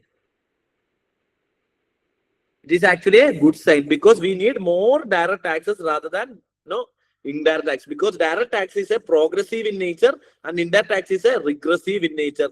So automatically നമുക്ക് എന്ത് വേണം? കൂടുതലും ഇൻഡയറക്ട് ടാക്സ് ആയിരിക്കണം നമുക്ക് എന്ത് ചെയ്യേണ്ടത്? കളക്ട് ചെയ്യേണ്ടത് എന്നുള്ളത് ഓർത്ത് വെക്കുക. അപ്പൊ എത്ര കാര്യങ്ങൾ നിങ്ങൾ ഓർത്ത് വെക്കണം? ഒന്ന്, ടാക്സിന്റെ ഓർഡർ. ഇൻകം ടാക്സ് ആണ് ഏറ്റവും കൂടുതൽ കളക്ട് ചെയ്യുന്നത്. എന്താണ് ഇവിടുത്തെ പ്രോബ്ലം? ഇൻകം ടാക്സ് ആണ് കൂടുതൽ കളക്ട് ചെയ്യുന്നത് വെച്ചാൽ എല്ലാവരും ഇൻകം ടാക്സ് അടയ്ക്കുന്നല്ല. അതിന്റെ അർത്ഥം എന്താണ്? ഇന്ത്യയുടെ ടാക്സ് ബേസ് ഭയങ്കര ചെറുതാണ്. ടാക്സ് അടയ്ക്കുന്നവർ കുറെ പൈസ അടയ്ക്കുന്നുണ്ട്, പക്ഷെ ബാക്കിയുള്ളവർക്ക് അത്ര ഇൻകം ഇല്ല. അപ്പൊ ടാക്സ് ബേസ് എന്താണ്? കുറവാണ്. പക്ഷെ അവർ ഇൻകം ടാക്സ് ആണ് ഏറ്റവും കൂടുതൽ അടയ്ക്കുന്നത്. രണ്ടാമത് കോർപ്പറേറ്റ് ടാക്സ്, മൂന്നാമത് GST. പണ്ട് GST ആയിരുന്നു ആദ്യം, അതുകൊണ്ടാണ് ഞാൻ റിപ്പീറ്റഡ് ആയിട്ട് പറയുന്നത്. പണ്ട് എന്ന് പറഞ്ഞാൽ ഒരു 3-4 വർഷം മുമ്പ്. ഇപ്പൊ കുറെ വർഷങ്ങളായിട്ട് ഇപ്പൊ എന്താണ്? ഇൻകം ടാക്സ് ഫസ്റ്റ്, രണ്ടാമത് കോർപ്പറേറ്റ് ടാക്സ്, മൂന്നാമത് എന്താണ്? GST. അപ്പൊ ടാക്സ് കളക്ഷൻ നിങ്ങൾ നോക്കുകയാണെന്നുണ്ടെങ്കിൽ എന്താണ്? ബേസിക്കലി GST എന്ത് ചെയ്തിട്ട് കൂടിയിട്ടുണ്ട് എന്നുള്ളത് നിങ്ങൾ ഓർത്ത് വെക്കുക കേട്ടോ. ഇനി രണ്ടാമത്തെ ഒരു കാര്യം എന്ന് പറഞ്ഞു കഴിഞ്ഞാല്, ഇനി റുപ്പി സ്പെൻഡ് ചെയ്യുന്ന കാര്യം, rupee goes to. Okay, so rupee എന്ത് ചെയ്യുന്നു? മണി കംസ് ഫ്രം നമ്മൾ നോക്കി. ഇനി എന്താണ്? റുപ്പി എങ്ങോട്ട് പോകുന്നു എന്നുള്ളതാണ് നമ്മൾ നോക്കുന്നത്. റുപ്പി ഗോസ് ടുല് ഏറ്റവും കൂടുതൽ എന്താണ്? പണ്ടൊക്കെ ഇൻട്രസ്റ്റ് റേറ്റ് ആയിരുന്നു ഏറ്റവും കൂടുതൽ, ഇൻട്രസ്റ്റ് പേയ്മെന്റ് ആയിരുന്നു ഏറ്റവും കൂടുതൽ റുപ്പി ചെലവാക്കിയിരുന്നെങ്കിൽ ഇപ്പൊ എന്താണ് നമ്മൾ ഇത് കൊടുക്കുന്നത്? സ്റ്റേറ്റ് ഷെയർ ഓഫ് ടാക്സസ് ആണ്. ദാറ്റ് ഈസ് 22% ആണ് എന്ത് ചെയ്യുന്നത്? സ്റ്റേറ്റ് ഷെയർ ഓഫ് ടാക്സസ് വരുന്നത് 22% ആണ്. രണ്ടാമതാണ് എന്ത് വരുന്നത്? ഇൻട്രസ്റ്റ് പേയ്മെന്റ് 20% വരുന്നത് രണ്ടാമതാണ് കേട്ടോ. സോ ഫസ്റ്റ് എന്താണ്? State share. That is actually finance കമ്മീഷന്റെ ഷെയർ എന്ത് ചെയ്യുന്നു? കൊടുക്കുന്നു. That is again 16th finance commission more or less is kept on 41%. Devolution തന്നെയാണ് കീപ്പ് ചെയ്തിട്ടുള്ളത്. അപ്പൊ അതെന്താണ്? ബേസിക്കലി 22% സ്റ്റേറ്റിനുള്ള ഷെയർ കൊടുക്കുന്നു, 20% പേയ്മെന്റ് കൊടുക്കുന്നു. ആൻഡ് ഏറ്റവും കൂടുതൽ ഗവൺമെന്റ് സ്പെൻഡ് ചെയ്യുന്നത് എന്താണ്? സെൻട്രൽ സെക്ടർ സ്കീമാണോ സെൻട്രലി സ്പോൺസേർഡ് സ്കീമാണോ? It is actually central sector സ്കീമിലാണ് എന്ത് ചെയ്യുന്നത്? 17% കൊടുക്കുന്നത്. സെൻട്രൽ സെക്ടർ സ്കീമിന്റെ പ്രത്യേകത എന്താണ്? 100% എന്തായിരിക്കും? സെൻട്രൽ ഫണ്ടിങ് ആയിരിക്കും. ദെൻ ഫോർത്ത് ഹൈയസ്റ്റ് എന്ന് പറയുന്നത് എന്താണ്? ഡിഫൻസിലാണ് നമ്മൾ എന്ത് ചെയ്യുന്നത്? കൂടുതൽ സ്പെൻഡ് ചെയ്യുന്നത്. ദെൻ സെൻട്രലി സ്പോൺസേർഡ് സ്കീം എന്താണ്? 9, basically 3, 4, 5. Okay, centrally sponsored scheme എന്താണ്? 5ാമതാണ് ബേസിക്കലി ഉള്ളത്. ബേസിക്കലി സെൻട്രൽ സ്പോൺസേർഡിന് 8% നമ്മൾ കൊടുക്കുന്നത്. പിന്നെ finance commission and other targets ഒക്കെ നോക്കുവാണെങ്കിൽ, അതർ റവന്യൂ ഗ്രാന്റ്സ് നോക്കുകയാണെങ്കിൽ 7% ആണ് നമ്മൾ കൊടുക്കുന്നത്. Okay, then comes our subsidy 6% നമ്മൾ എന്ത് ചെയ്യുന്നത്? സബ്സിഡി. സിവിൽ പെൻഷൻ മാത്രം എന്താണ്? 2%. അതർ എക്സ്പെൻഡിച്ചർ നോക്കേണ്ടതില്ല. Okay, civil pension 2%. ഇങ്ങനെയാണ് നമ്മൾ എന്ത് ചെയ്യുന്നത്? പൈസ സ്പെൻഡ് ചെയ്യുന്നത്. അപ്പൊ ഏറ്റവും കൂടുതൽ സ്പെൻഡ് ചെയ്യുന്നത് എവിടെയാണ്? State share of taxes. സ്റ്റേറ്റിന് കൊടുക്കേണ്ട ടാക്സ്, ഡെവല്യൂഷൻ ടാക്സസ് ആണ് നമ്മൾ കൊടുക്കുന്നത്. സെക്കൻഡ് എന്താണ്? ഇൻട്രസ്റ്റ് പേയ്മെന്റ് ആണ്. മൂന്നാമത് നമ്മൾ എന്താണ്? സെൻട്രലി സെക്ടർ സ്കീമാണ്. ഏറ്റവും കൂടുതൽ നമ്മൾ സ്പെൻഡ് ചെയ്യുന്നത് എന്താണ്? സെൻട്രൽ സെക്ടർ സ്കീമാണ്. അത് മറന്നു പോകരുത്. സെൻട്രലി സ്പോൺസേർഡ് സ്കീം നമ്മൾ 8% ഉള്ളൂ. അത് കഴിഞ്ഞതിന് ശേഷം നമ്മൾ കൊടുക്കുന്ന ഡിഫൻസിനാണ്. Then comes to centrally sponsored scheme, then finance കമ്മീഷന്റെ ഗ്രാന്റ്സ്, അതേപോലെ തന്നെ എന്താണ്? Major subsidies and civil pensions. ഇതാണ് നമ്മൾ എന്ത് ചെയ്യുന്നത്? നമ്മുടെ ഒരു സ്പെൻഡിങ് പാറ്റേൺ എന്ന് പറയുന്നത്. ഇതിനകത്ത് നമ്മൾ സബ്സിഡി നോക്കുകയാണെന്നുണ്ടെങ്കിൽ, മേജർ സബ്സിഡി നോക്കുകയാണെങ്കിൽ ഏറ്റവും കൂടുതൽ നമ്മൾ സബ്സിഡി കൊടുക്കുന്നത് ഏതിനായിരിക്കും? ഏറ്റവും കൂടുതൽ നമ്മൾ പേയ്മെന്റ് ചെയ്യുന്ന സബ്സിഡി ഏതായിരിക്കും? ഇറ്റ് ഈസ് ആക്ച്വലി ഏറ്റവും കൂടുതൽ നമ്മൾ പേ ചെയ്യുന്ന ഫുഡ് സബ്സിഡി. ഓക്കെ, സെക്കൻഡ് എന്താണ്? Fertiliser subsidy. മൂന്നാമത് എന്താണ്? Fuel subsidy. Okay, so this is the order: food, fuel, food, fertiliser, fuel. ഇതാണ് ഓർഡർ ഓഫ് സബ്സിഡി. ഏറ്റവും കൂടുതൽ സബ്സിഡി കൊടുക്കുന്ന ഫുഡ് സബ്സിഡിയാണ്. ഓൾമോസ്റ്റ് 2.328 lakh crore ആണ് ബേസിക്കലി നമ്മൾ എന്ത് ചെയ്യുന്നത്? ഫുഡ് സബ്സിഡി കൊടുക്കുന്നത്. ദെൻ 1.7 lakh crore ആണ് ബേസിക്കലി എന്ത് ചെയ്യുന്നത്? ഫെർട്ടിലൈസർ സബ്സിഡി കൊടുക്കുന്നത്. And what like total subsidy എത്ര നമ്മൾ പറഞ്ഞാൽ 4.11 lakh crore ആണ് ബേസിക്കലി നമ്മൾ ടോട്ടൽ സബ്സിഡി ആയിട്ട് ബഡ്ജറ്റ് കൊടുക്കുന്നത്. So what ever remaining comes under fuel subsidy. Okay, so this is the total subsidy വരുന്നത്. ഇനി ഹയസ്റ്റ് മിനിസ്ട്രി വൈസ് അലോക്കേഷൻ നോക്കുവാണെങ്കിൽ ഏത് മിനിസ്ട്രിക്കാണ് ഏറ്റവും കൂടുതൽ പൈസ പോകുന്നത്? മിനിസ്ട്രി വൈസ് നോക്കുവാണെങ്കിൽ it is to the defence ministry. 11% ആണ് നമ്മൾ ഒരു മിനിസ്ട്രിക്ക് മാത്രമായിട്ട്, ഡിഫൻസ് മിനിസ്ട്രിക്ക് മാത്രമായിട്ട് 11% ഓഫ് ബഡ്ജറ്റ് പോകുന്നുണ്ട്. സോ ഹയസ്റ്റ് സ്പെൻഡിങ് നമ്മൾ എന്തിലേക്കാണ് കൊടുക്കുന്നത്? ഡിഫൻസ് മിനിസ്ട്രിക്കാണ് നമ്മൾ ഏറ്റവും കൂടുതൽ പൈസ കൊടുക്കുന്നത് എന്നുള്ളത് കൂടി എന്ത് ചെയ്യാൻ നിങ്ങൾ ഓർത്തു വെക്കുക. ഓക്കെ, സോ ഇത്രയും കാര്യങ്ങൾ നിങ്ങൾ ഓർത്തു വെക്കുക. ഇനി ടാക്സ് റെസിപ്റ്റിനെ പറ്റി നമ്മൾ നോക്കുവാണെങ്കിൽ ഗവൺമെന്റിന്റെ ടോട്ടൽ ടാക്സിനെ പറ്റി നിങ്ങൾ നോക്കുവാണെന്നുണ്ടെങ്കിൽ നിങ്ങൾക്ക് നോക്കേണ്ട ഒരു കാര്യം, നെറ്റ് ടോട്ടൽ ടാക്സ് റെസീപ്റ്റ് നോക്കുകയാണെന്നുണ്ടെങ്കിൽ ടോട്ടൽ ടാക്സ് റെസീപ്റ്റില് നോക്കിക്കേ 11.2% ടു GDP ആണ് ഇപ്പം സെൻട്രൽ ഗവൺമെന്റിന്റെ ടാക്സ് GDP റേഷ്യോ എന്ന് പറയുന്നത്. ടാക്സ് GDP റേഷ്യോ എത്രയാണ്? 11.2% ആണ്. ഈ 11.2% തന്നെ നിങ്ങൾ നോക്കുകയാണെന്നുണ്ടെങ്കിൽ എന്താ നിങ്ങൾക്ക് മനസ്സിലാക്കാൻ പറ്റുന്നത്? ഇവിടെ 6.9% ഡയറക്ട് ടാക്സിൽ നിന്നാണ്. അതേപോലെ തന്നെ 4.3% എന്താണ്? ഇൻഡയറക്ട് ടാക്സിൽ നിന്നാണ്. ഈ tax to GDP ratio actually peak ചെയ്യുന്ന എവിടെയാണ്? 2023-2024 ആക്ച്വലി എന്ത് ചെയ്യുന്നത്? പീക്ക് ചെയ്യുന്നത്. അപ്പൊ tax to GDP ratio is peaked in 2026-2027 എന്ന് പറഞ്ഞു കഴിഞ്ഞാൽ എന്താണ്? തെറ്റാണ്. ടാക്സ് GDP റേഷ്യോ എവിടെയാണ് പീക്ക് ചെയ്യുന്നത്? 2023-2024 പീക്ക് ചെയ്യുന്നത് 11.5%, which is actually stabled in 2024-2025 financial year. എന്താണ്? Basically again 11.5%. Now there is a declining of tax to GDP ratio. Okay, so tax GDP ratio എന്താണ്? ബേസിക്കലി എന്താണ്? ഇത് ഏറ്റവും പീക്ക് ചെയ്ത് 2023-2024 പക്ഷെ 2026-2027 എന്താണ്? Tax GDP ratio is 11.2%. Okay, ഇതെന്താണ്? Percentage to GDP ആണ് അല്ലെ? Tax, total tax revenue collected to the percentage to the total GDP. പക്ഷേ does it mean that absolute tax is declining എന്ന് പറഞ്ഞു കഴിഞ്ഞാൽ ശരിയായിരിക്കോ?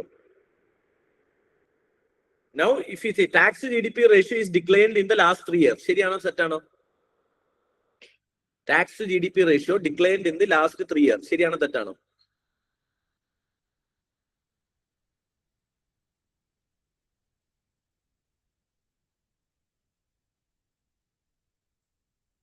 ശരിയാണോ തെറ്റാണോ? ഉറക്കത്തുനിന്ന് കേടീറ്റേ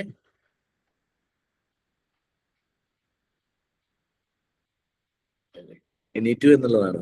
ഓക്കെ, ശരിയാണ് അല്ലെ? നമ്മൾ നോക്കി കഴിഞ്ഞാൽ 11.5, 11.4, 11.2. സോ ടാക്സ് GDP റേഷ്യോ എന്താണ്? there is a decline. But now I am changing the statement. Absolute tax collection is actually declined in last 3 years എന്ന് പറഞ്ഞാലോ?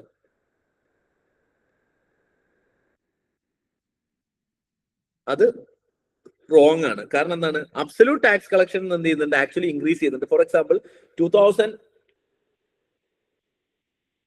അബ്സല്യൂട്ട് ടാക്സ് കളക്ഷൻ നിങ്ങൾ നോക്കുകയാണെന്നുണ്ടെങ്കിൽ ഫിനാൻഷ്യൽ ഇയർ 17-18 നോക്കുകയാണെങ്കിൽ absolute tax collection 12.4 lakh crore ആയിരുന്നു, which is actually reach 28.7 lakh crore ആയിട്ട് 2026-27 financial ഇയറിൽ എന്ത് ചെയ്തിട്ടുണ്ട്? കൂടിയിട്ടുണ്ട്. അതായത് അബ്സല്യൂട്ട് ടാക്സ് കളക്ഷൻ എന്ത് ചെയ്തിട്ടുണ്ട്? കൂടിയിട്ടുണ്ട്. പക്ഷെ ടാക്സ് GDP റേഷ്യോ കുറഞ്ഞിട്ടുണ്ട്. അതെന്തുകൊണ്ടായിരിക്കും? ഈ ടാക്സ് GDP റേഷ്യോ എന്ന് പറഞ്ഞാൽ എന്താണ് അർത്ഥം? Total tax collected to the GDP. ഈ GDP എല്ലാ വർഷവും സെയിം ആയിരിക്കോ? കൂടിക്കൊണ്ടിരിക്കോ? അപ്പൊ GDPന്റെ സൈസ് കൂടിക്കൊണ്ടിരിക്കുന്നതുകൊണ്ടാണ് ആക്ച്വലി എന്ത് ചെയ്യുന്നത്? പെർസെന്റേജ് കുറയുന്നത്. അതിന്റെ അർത്ഥം നമ്മുടെ ടാക്സ് കളക്ഷൻ കുറയുന്നു എന്നുള്ളതല്ല.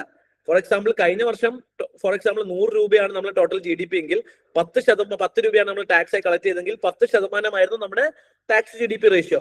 ഈ വർഷം GDP എന്ന് പറയുന്നത് 200 രൂപയായി. പക്ഷെ എന്റെ ടാക്സ് കളക്ഷൻ എന്ന് പറയുന്നത് എന്തായി? 15% ആയി എന്ന് വിചാരിക്കുക. അല്ലെങ്കിൽ നോക്കി ടാക്സ് GDP ഞാൻ 20 രൂപ കളക്ട് ചെയ്യുന്ന വെച്ചേക്കാം. ഇവിടെ 10% തന്നെ ടാക്സ് GDP ഉള്ളൂ. പക്ഷെ എന്താണ്? റവന്യൂ എന്ത് ചെയ്തിട്ടുണ്ട്? കൂടിയിട്ടുണ്ട്. കാരണം ഇവിടെ എന്താണ്? Size of the GDP increased. So അതുകൊണ്ടാണ് ബേസിക്കലി ടാക്സ് GDP റേഷ്യോ കുറയുന്നത്. അതിന് അർത്ഥം ടാക്സ് കുറയുന്നു എന്നുള്ളതല്ല. അബ്സല്യൂട്ട് ടാക്സ് കളക്ഷൻ എന്താണ്? കൂടുതലാണ്. കൂടി വരുന്നുണ്ട്. പക്ഷെ tax G D P ratio last 3 ഇയറിൽ എന്താണ് ഡിക്ലൈനിങ് ആണ്.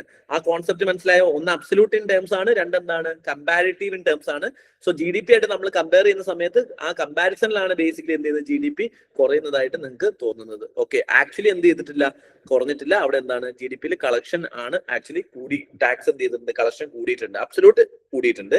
പക്ഷെ പെർസെന്റേജ് എന്ത് ചെയ്തിട്ടുണ്ട്, കുറഞ്ഞിട്ടുണ്ട്. പക്ഷെ ഇതും ചെറിയൊരു പെർസെന്റേജ് ആണ്. ഇപ്പൊ ഫോർ എക്സാമ്പിൾ OECD കൺട്രികളുടെ tax G D P ratio എന്ന് പറയുന്നത് 35% ആണ്. We are only having 11.2%. Central government മാത്രം, സ്റ്റേറ്റ്മെന്റ് ഗവൺമെന്റ് കൂടി കൂട്ടിക്കഴിഞ്ഞാൽ ഇറ്റ് ഈസ് ഓൾമോസ്റ്റ് 16% മാത്രമേ നമ്മുടെ tax G D P ratio ഉള്ളൂ. Okay, so that is a very less tax G D P ratio. Clear ആണല്ലോ? സംശയം ഉണ്ടോ? ഓക്കെ,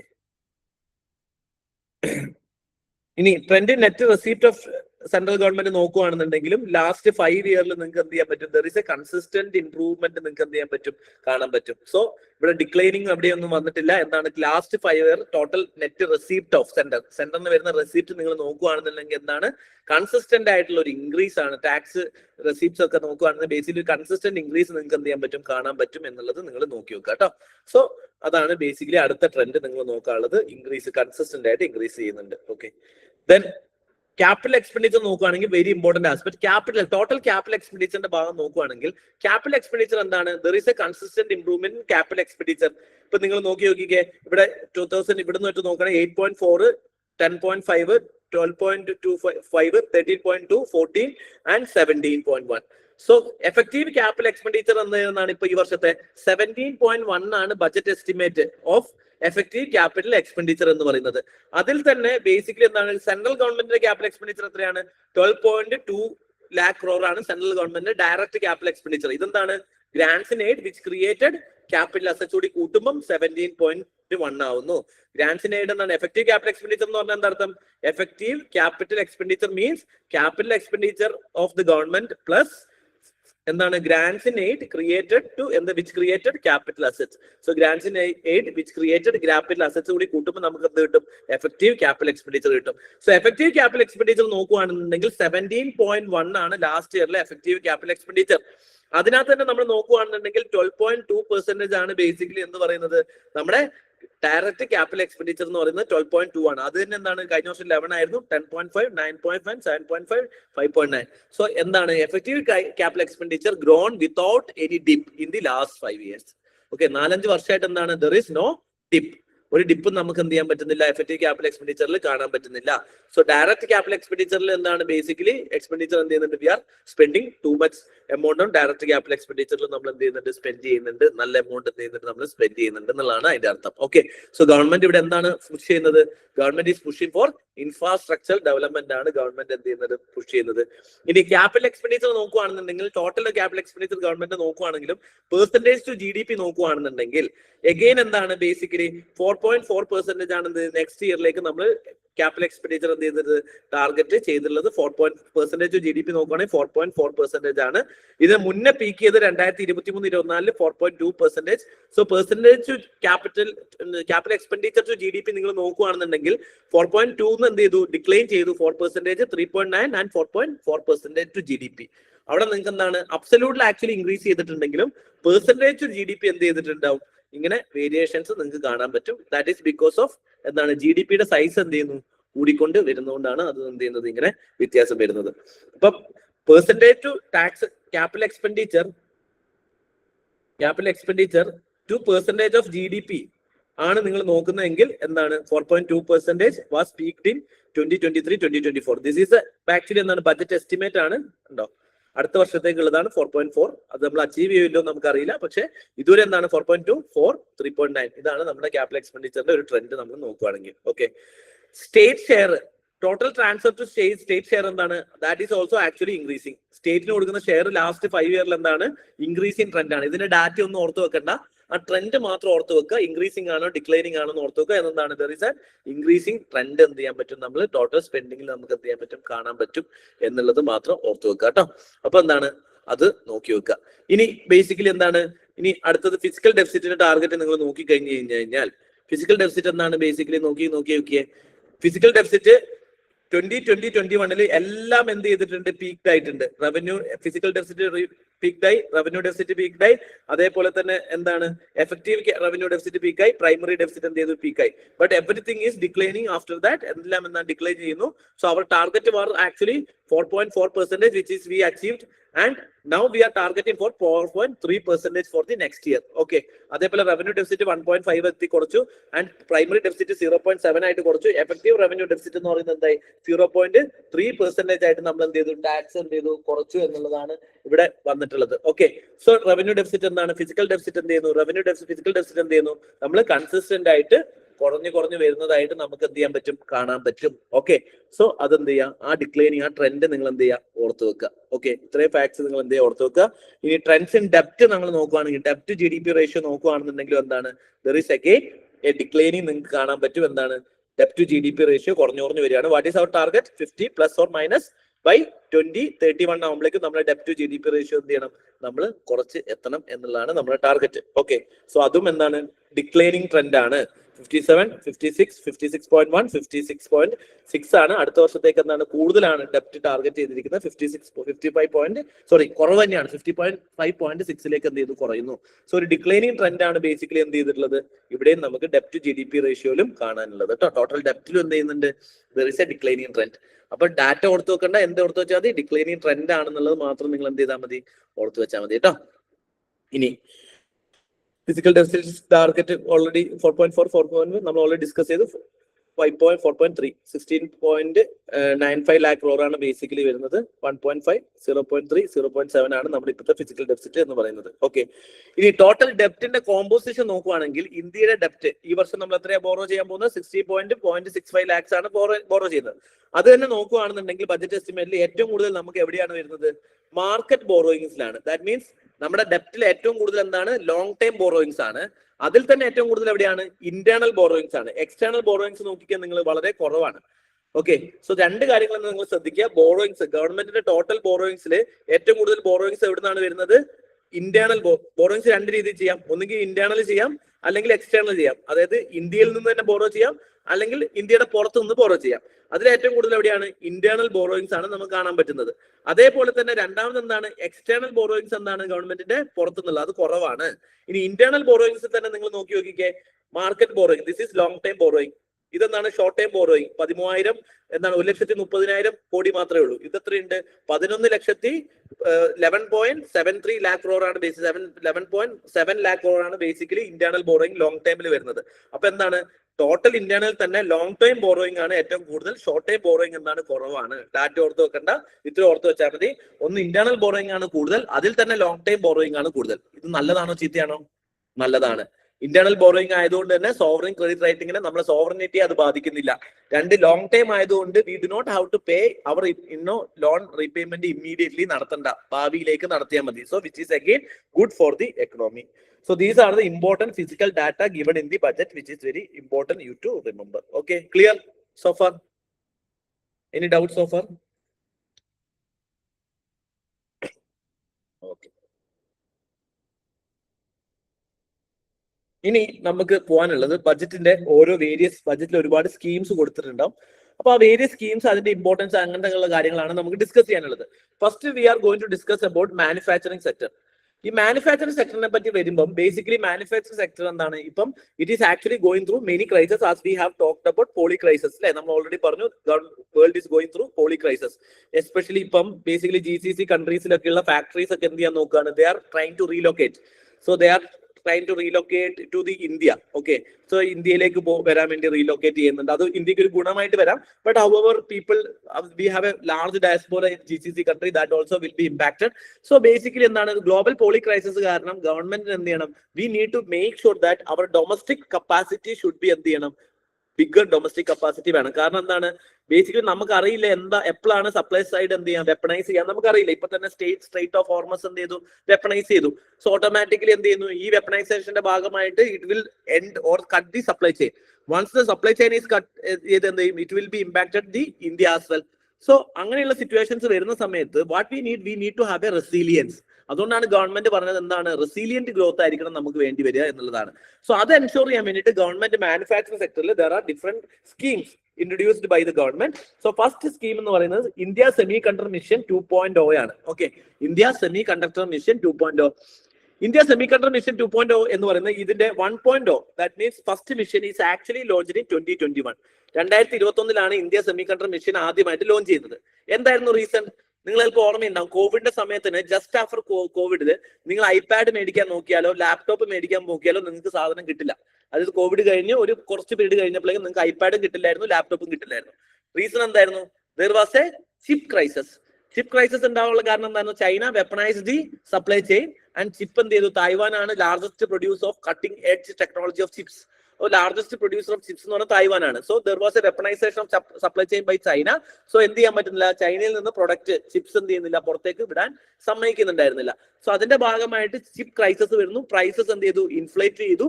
സോ ഇലക്ട്രോണിക് ഗുഡ്സിന്റെ എല്ലാത്തിന്റെയും വില കൂടി.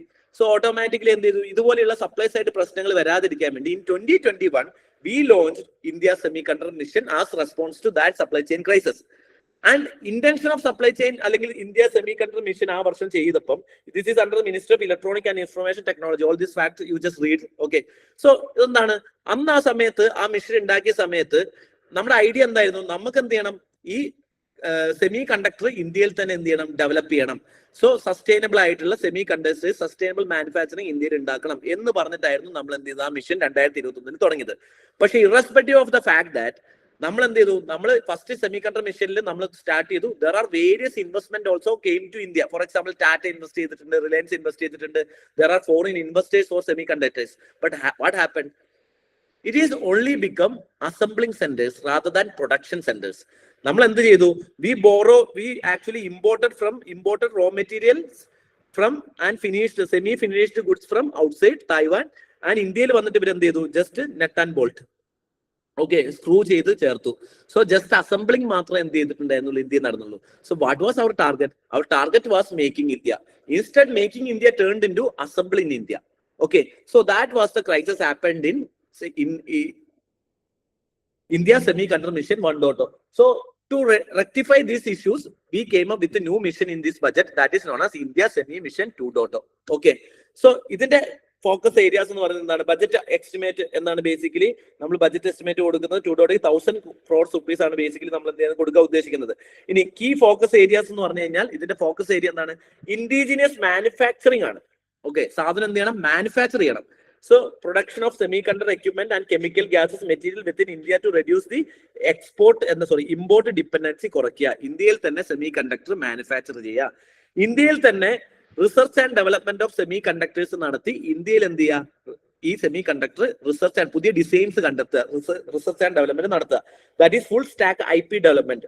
IP ഡെവലപ്മെന്റ് എന്ന് പറയുന്നത് ബേസിക്കലി എന്താണ്? ഇന്റലക്ച്വൽ പ്രോപ്പർട്ടി റൈറ്റ്, അതായത് end to end semiconductor intellectual property right ഇന്ത്യയിൽ തന്നെ ക്രിയേറ്റ് ചെയ്യുക. അതായത് ഇന്ത്യൻ ഓൺ ഡിസൈൻസ് ക്രിയേറ്റ് ചെയ്യുക. ഇതുവരെ നമ്മൾ എന്താണ്? ബാക്കിയുള്ള ഒരു ഡിസൈൻ ഉണ്ടാക്കും, നമ്മൾ അത് പ്രൊഡക്ഷൻ ചെയ്യുന്നു, നമ്മൾ ഇവിടെ കൊണ്ടുവരുന്നു, അസംബിൾ ചെയ്യുന്നു. ഇനി നമുക്ക് എന്ത് ചെയ്യണം? ഇന്ത്യൻ മെയ്ഡ് സെമി കണ്ടക്ടേഴ്സ് നമുക്ക് ഉണ്ടാക്കണം. അതാണ് മിഷന്റെ ടാർഗറ്റ്. ഓക്കെ, അതേപോലെ തന്നെ എന്ത് ചെയ്യണം? Establishment of industry led research training centres വേണം, സ്കിൽ ഡെവലപ്മെന്റ് വേണം, മാനുഫാക്ചറിംഗ് ഹബ്സ് വേണം, അതേപോലെ തന്നെ സപ്ലൈ ചെയിൻ റെസിലിയൻസ്. ഇതാണ് ഈ സ്കീമിന്റെ ബേസിക് ആയിട്ടുള്ള ടാർഗറ്റ് എന്ന് പറയുന്നത്. ഈ ഫസ്റ്റ് സ്കീമിന് എന്താ പറ്റിയത്? First scheme is focused only on assembly, testing, marketing and packaging. നമ്മൾ ഇവിടുന്ന് കൊണ്ടുവരും, നെറ്റും ബോൾട്ടും ഇട്ട് അസംബിൾ ചെയ്യും, എന്നിട്ട് അത് ടെസ്റ്റ് ചെയ്യും, എന്നിട്ട് അതിനെ മാർക്കറ്റ് ചെയ്യും, പാക്ക് ചെയ്ത് വിൽക്കും. ആക്ച്വൽ വാല്യൂ അഡീഷൻ ഇവിടെ എന്ത് ചെയ്യുന്നില്ല? നടക്കുന്നില്ല. What is more important? Value addition. Without value addition, there won't be any importance for the employment ഉണ്ടാവില്ല, growth ഉണ്ടാവില്ല. So this was the issue of first mission. So now we wanted to move to what? We wanted to structurally upstream and downstream mechanism. Earlier എന്ത് മാത്രമേ ഉണ്ടായിരുന്നുള്ളൂ? Downstream. Downstream എന്താണ്? Assemble ചെയ്യുക, test ചെയ്യുക, market ചെയ്യുക, pack ചെയ്യുക, വിൽക്കുക. This is downstream. Downstream was built. But upstream എന്താണ്? upstream മൈനിങ് ചെയ്യുക, പ്രോസസ് ചെയ്യുക, അതിന്റെ പുതിയ ടെക്നോളജി ഡിസൈൻ ചെയ്യുക, അതിനെ മാനുഫാക്ചർ ചെയ്യുക. ഈ അപ്സ്ട്രീം എന്താണ്? ഇന്ത്യയിൽ മിസ്സിംഗ് ആണ്. Now we are focusing on upstream of the semiconductor manufacturing. Chip മേക്കിംഗിൽ എന്ത് ചെയ്യുക? നമ്മൾ എന്ത് ചെയ്യുക? മാനുഫാക്ചർ ചെയ്യുക എന്നുള്ളതാണ്. ഓക്കെ, ഇതിന് വേണ്ടിയിട്ട് there is something called production linked incentive, PLI. What is PLI? PLI is like production linked incentive means if you are producing more, you will get more Incentive, that means subsidy. So there is a incentive for growth. For example, this is like, your parents is asking how much mark you scored for this year prelims, this week prelims series. So if you scored 100, they will give you 20,000. If you scored, only 70, they won't give you any money. But if you got 120, they will give you 30,000.